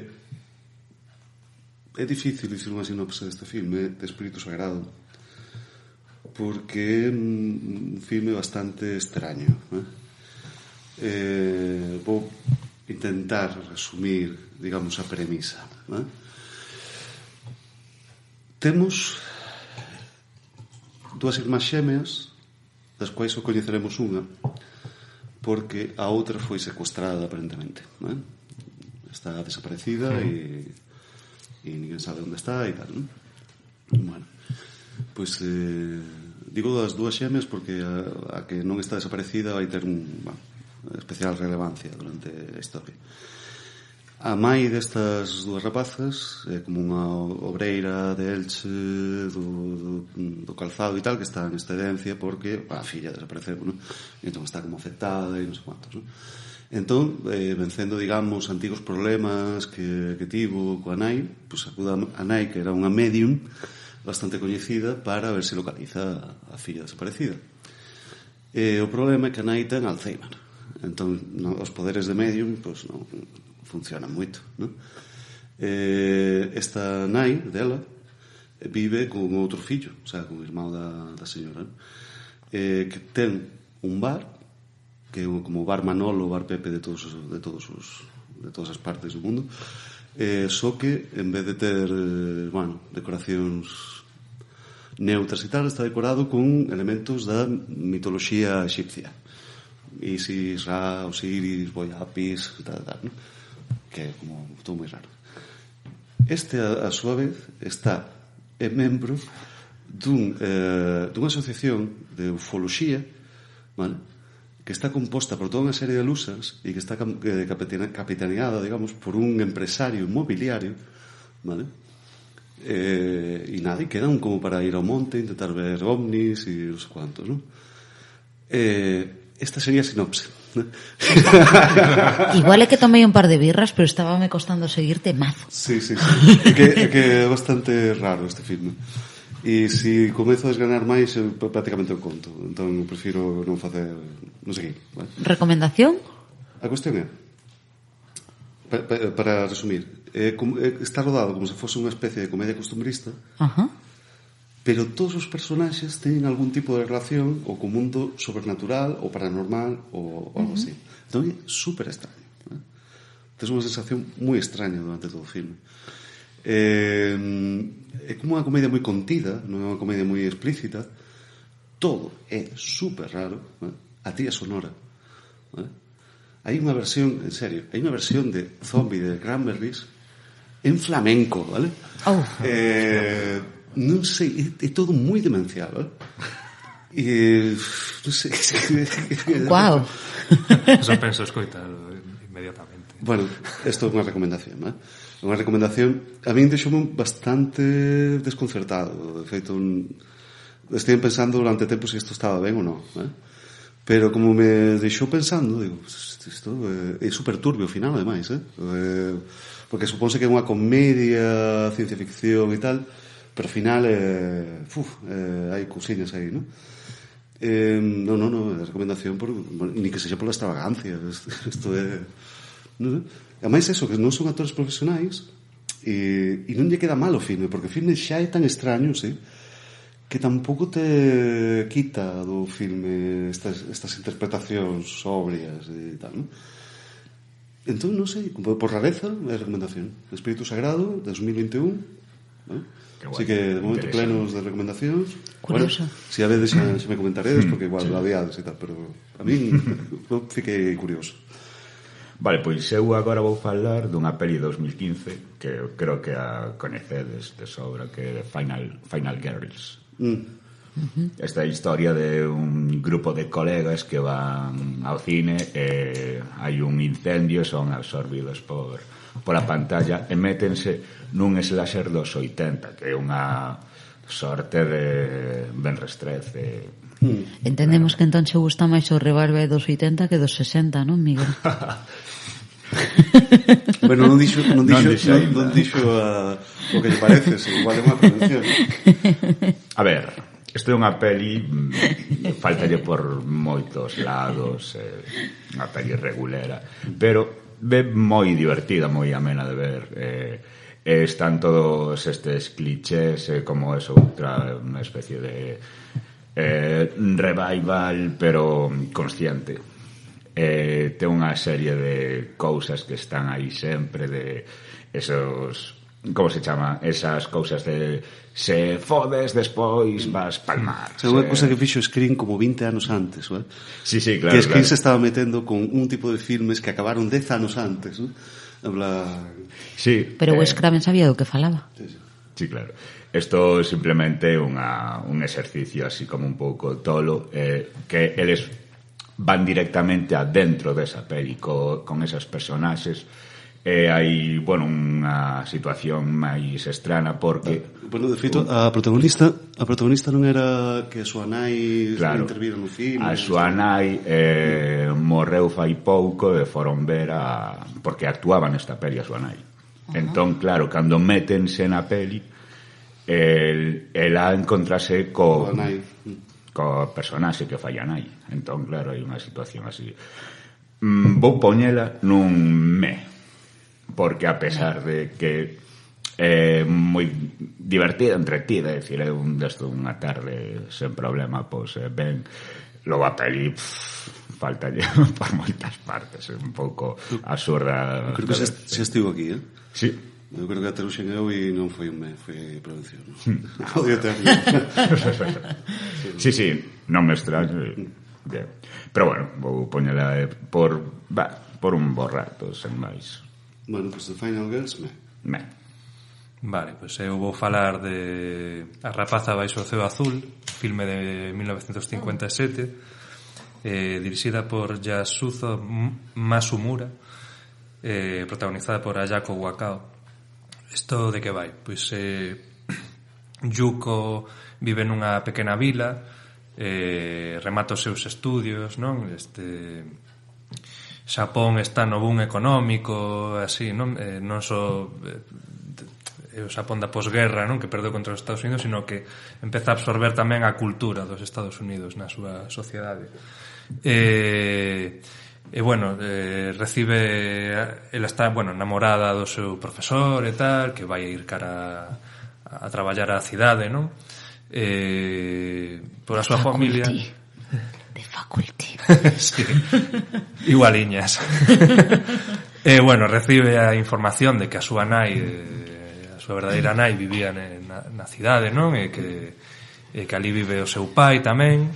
Entón, múdase cara á cidade e vai vivir coa nova familia do seu pai, non? Que é un empresario o que llevan bastante ben as cousas. E isto é unha especie de versión da Cenicienta, non? Porque, claro, ela chega ali e non é tratada como unha filla lexítima, non? É como un pouco un pouco a vergoña, non? Da familia e tal. Ela vai asumindo esa situación, non? Entón ten que facer un exercicio de darse a valer por si mesma.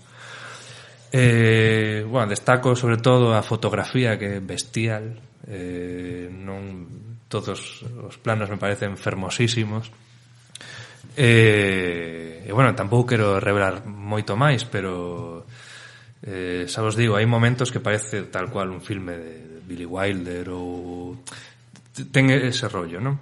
Bueno, para mí é recomendación. Ademais, non sei se seguirá, pero estaba en YouTube, por se queredes botar un ollo. Entón nada, recomendación. Estupendo. E era a rapaza baixo o ceo azul, non? Sí. Pois nada, outra recomendación, e continuamos con a outra curta, non? Eu sigo co tema das curtas. De novo, é unha curta de feitura sinxela nun só espazo, e de terror. Chámase La Cuerda, estreouse no ano 2011, dirixiu Pablo Sola, que despois creo que agora estreou un documental, pero durante tempo deixou a dirección de cinema e adicouse ás artes gráficas, non estivo pintando e tal. Está producida pola ESCAC, pola Escola de Cinematografía e Audiovisuales de Cataluña, coa produtora que teñen eles, que se chama Escándalo Films. Entón é unha curta feita por estudantes, o sea, por xente que estaba estudando cinema. Ten moi boa feitura, estéticamente está guapísima, e de novo volvemos a esa premisa, non? Un espazo limitado e o terror a través dese espazo limitado. Neste caso hai un protagonista masculino, que é un tipo que vive só, pechado nun piso, modo Dióxenes, non? Todo hecho de mierda e tal, coa única compaña dun can.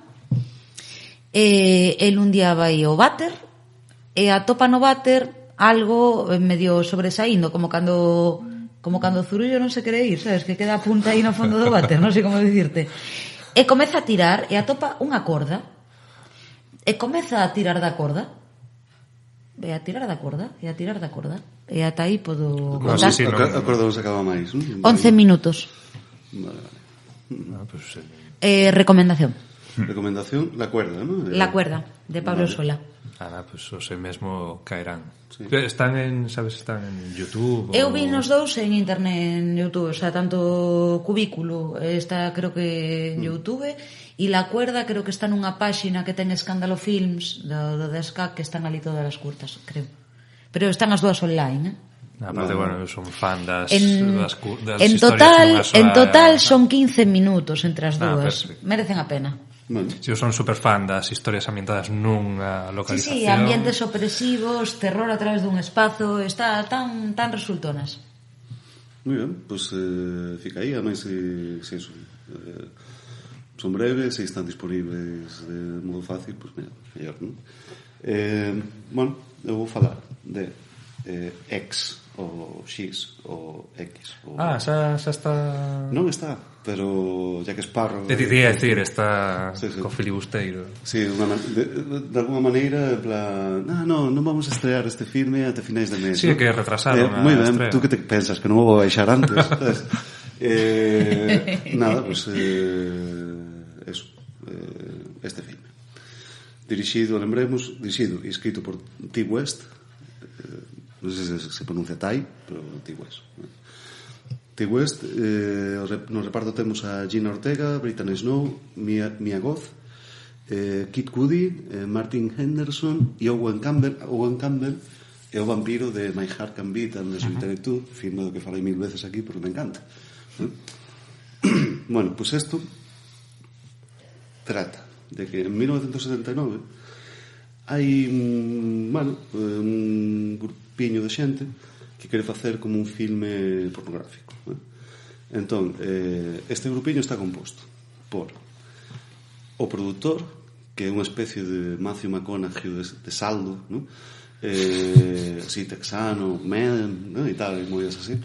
E tal, que é o que ponga o diñeiro e é o xefe das dúas rapazas que interveñen no filme. As rapazas, pois, por unha parte está o personaxe que fai Mia Goth, que é como unha danse entender todo, ten moita backstory, o filme, danse entender como que está fuxindo de un ambiente opresivo, familiar, conservador e tal, e métese no mundo do striptease, de non sei que, bueno, tal, ¿no? E da cocaína e tal, ¿no? E a movida que, bueno, que acaba aliada con, bueno, pues con este Matthew McConaughey e tal, e que lle debe levar como, non sei, 30 anos, 20, non sei. E vai actuar no filme este pornográfico. Temos a personaxe que fai Brittany Snow, que fai como unha actriz algo máis veterana, ¿no? E que xa, bueno, como que máis experiente, máis tal, e bueno, que tamén teña outros soños e outras historias, ¿no? Temos o personaxe que fai Kid Cudi, que é o actor, que é, bueno, ex-marine, estivo no Vietnam e é afroamericano e, bueno, vai facer o rol de afroamericano un filme pornográfico, ¿no? Depois temos o director, que é un rapaz de 23 anos, que o Owen Campbell que quere facer vai facer pornografía, pero quere facer Godard claro, quere facer non é só pornografía, é arte, porno, ¿no? de autor, sí, e tal, e depois está a súa namorada, que é Gina Ortega, que bueno, está ali, non quere estar ali, o sea, vexe que non está tal, e que o que fai é de técnica, non? Pois aguantar o micro, tal, non sei, non? Pois estes, non? Xente con perspectivas diversas da vida, tal, non? Van a gravar este filme no medio do Texas, e alugan como unha especie de cabana a un vellote que debe ter 150 e pico de anos, non? E non lle din que para gravar un filme pornográfico, non? Porque non lle, o sea, quer dizer, ves que todo eso está como dominado por fanatismo religioso, ¿no? Evangélico, bla, bla, ¿no? E entón lle di, no, vamos pasar unha tarde, ¿no? Un fin de semana aquí e tal. E resulta que, bueno, que este vello ten unha muller que está como recluída na casa. Ben, pois entón eles intentan gravar o filme pornográfico sin que se enteren os propietarios da historia. O sea, por certo, a muller esa teño entendido que é a mesma actriz. Mia Goth, non? Fai os papéis, fai da actriz e tal. Bueno, que cando fai de bella ten como 50 kilos de moidas na cara e tal, non? O sea, non me din conta de que era ela, non? E comezan a pasar cousas así chungas, non? A parte das diferencias que hai entre eles como grupo, bueno, pues hai movidas, digamos, no tal. Bueno, isto é, eu tiña bastantes ganas, porque a 20 West non me desagrado que fai, o sea, as cousas de terror que fixo están relativamente ben, non creo que esteña moi ben valorado, pero The Sacrament, The Innkeepers, The House of the Devil, bueno, pues son filmes que non están mal, ¿no? E aparte, polo tráiler, ¿no? Parecía que era a secuencia do masacre de Texas que nos prometeron este ano e que non nos deron, ¿vale? Entón era en plan, bueno, a tope con isto, ¿no? E fiquei un pouco decepcionado. Non é exactamente o masacre de Texas, ¿no? É outra cousa, é un slasher máis, un pouco máis convencional e tal, ¿no? O que ten é que xoga un pouco cos estereotipos do slasher e fai, o sea, te acaba sorprendendo nun par de decisións, ¿no? Pensas que vai sobrevivir algunha persoa, pues sobrevive outra, pensas que unha motivación, o sea, que o antagonista vai ser unha persoa e outra, bueno, te vai sorprendendo durante o filme.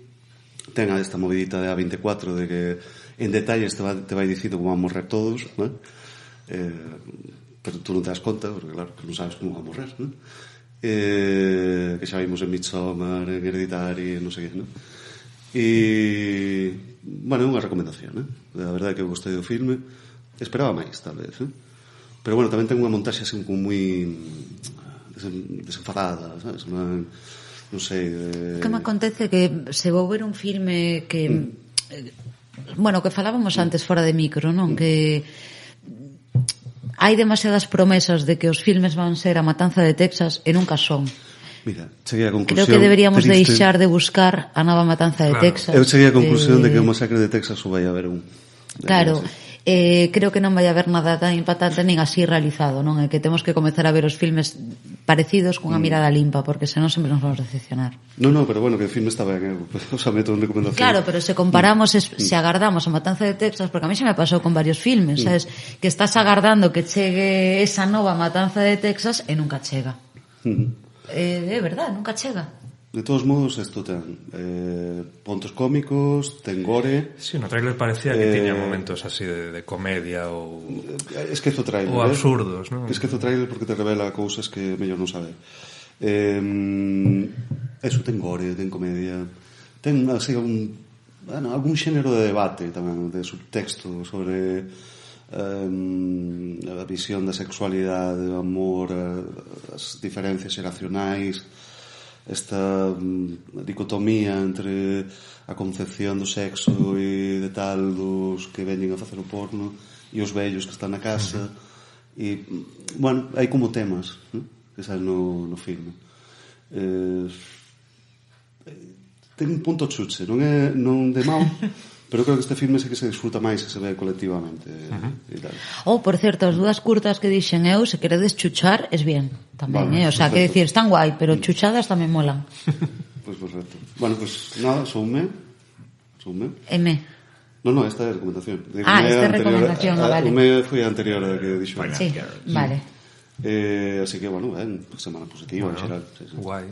Bueno, pues nada, xa antes de abrir o galloso xa tens que contar con que vamos facer vas deleitar a próxima semana. Bueno, pues eu puxen un meme de brincadeira que subín a conta de Maldeollo de Margatís falando sobre un filme, ¿no?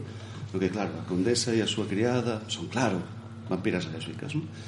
Entón, eso fixo moita gracia a 50 millóns de brasileiros en Twitter, ¿no? E entón debémonos ao noso público brasileiro, entón hai que tratar o tema de... Bueno, e a corte do director tamén fixo un comentario. Eso é un subxénero en sí mesmo, ¿no? Así que vamos falar de vampiras lésbicas con les libres rouges, ou algo así, ¿no? Que non sei. Non sabes como se escreve, ¿no? Non sei pronunciar. Os beizos vermellos, non serían? Sí, ten varios títulos, pero serían os labios vermellos, ou vermello nos labios, ou... Le lèvre rouge. Eso. Creo que era, non? Perfecto. Pois ese filme, vale? De 1971, se non me equivoco, e o director é Harry Kumel, vale? Están filming, debe estar en algún outro sitio, a verdade é que debe ser un pouco complicado de encontrar, pero en filming está. Nada, e vamos a encarar este asunto do vampirismo lésbico e a tope. E eso, hai que tratarlo. Fete. Así que nada, chegamos ao final, ¿no? Moi ben. Nada, recordar eso, estamos en Facebook, en Twitter, en Instagram, en maldeollo.agora.gal, en iVoox, en podgalego.agora.gal, e creo que non me dixo nada. E bueno, en Letterboxd temos unha lista cos filmes que vamos comentando e tal. Nada, esperamos para o episodio número 16, que será isto. E nada, un abrazo a toda a xente Maldeoller e vemos na próxima. Escoitámonos, xente. Vémonos. Veña.